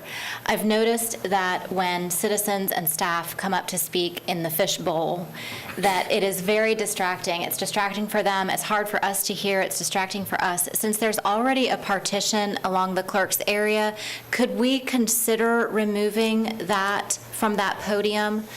If there's someone sitting in that chair, of course, we could put another plexiglass on the side of that desk, but I keep hearing people saying that that's a distraction for them and hard, and I know it's hard for the folks on the other end of the dais to see. If we could consider that, maybe? I don't know who the partition god is I would around here, support but. that recommendation. We'll get our health department to We'll figure decide. out an alternative safety measure. Okay, that's my mundane. For calendar purposes, I want to find out, and Mr. Chairman, you alluded to it, that we are going to have a deep dive or a retreat, or we had talked about this, I think, back in November or December, that we were going to get it calendared, and I know you've been trying to get meetings with each of us prior to that, but the longer we wait to have those individual meetings, the more time is leaving us to actually get that retreat or that work set, whatever we're going to call it, on the calendar. So is there a reason why we can't get it on the calendar at least?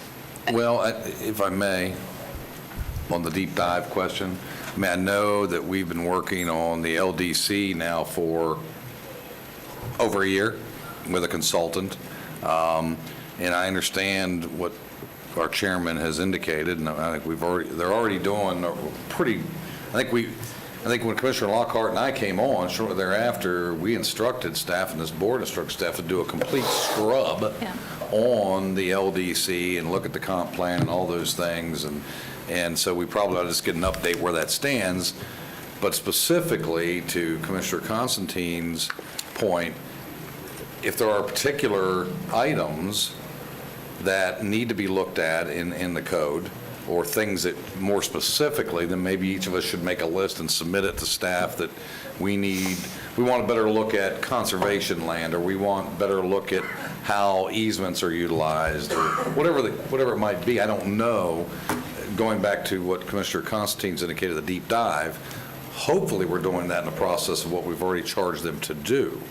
But I'm not sure they understand what. I believe the staff is, they have tried to set up meetings, if they haven't already. I know that they have with me. We have everybody set up. On the question of retreat, COVID, et cetera, et cetera, et cetera. So we're there, we're getting close. Right. Okay. I think mine is scheduled as well on my calendar to meet with staff who's inquired. I know it's had to change Yes. once. And we're not going to blame, you were the we're not going last to blame Joe, but No. Joe's illness was what Sure. slowed some of us down. Right. So, or we would have had it a couple of weeks ago for everybody. So We do sorry. have everybody scheduled. Okay, but when are we going to have the actual coup de grace? Well, we can, if you want to pick a date, we can pick a date. One of the issues we want to talk with all of you about now is you had talked about having Larry Ross come in, and Larry will only do things remotely now, and we've gotten some mixed feedback on whether or not that's something you want. If you're comfortable doing remote with him, we can go ahead and get him scheduled, but that's one of the topics on the retreat, and Have you met with anybody yet on that, or you just have them all scheduled? I'm all scheduled this week. Okay, then We have during four that, meetings. let's talk to each of them. Let's try to get something done as quickly as possible on the retreat, okay? And how the whole logistics. So if I may, Okay. what's happened with Mr. Ross? Because my office, He moved. I understand that, but my office had already had conversation with him, and a date was already determined of when he was going to be able to come down. Now, And this maybe is the that's first I've changed. heard that. I haven't heard nothing. If you'll get with anything my like office and get with Deborah, Steve Fessel has spoken with him a couple of times. Okay. Trying to understand when he might be available, and one of the conditions he gave us right now is that he would not come in person, he would only do. which I can understand with what's going on. I mean, I've told all my private clients I'm not flying anytime soon anymore, so. And if everybody, we've got the impression that maybe not everybody was comfortable with that, but if you're all comfortable with that, we can go ahead and even in advance of these meetings, get him on the calendar. Personally, I would prefer in person. I think that there is a lot that's lost when you're remote. That's not ideal, especially for some of the topics that I think we're going to probably have to try to tackle. One of the facilitators that we used for the Planning Council recently was delightful Hardy Smith, who's here local. I know there are other people that we could look at but maybe I'm the only person who wants to have somebody in person. There's some benefit to having continuity, I understand that. Exactly. If we're in person, I get that. I like in person, and I like the continuity of Mr. Ross. Personally, I thought he's done a pretty good job in the 2 years that we've had him, but Yeah. Well, it looks like we can't have our If he cake and eat can't it come. too. Okay, Well- Commissioner Herr? I don't know that you can't have your cake and eat it too, because these consultants often work together, so if he can do it remotely and work with whoever the person that's in person to have the outcome, you could have that transition well. They're two professionals.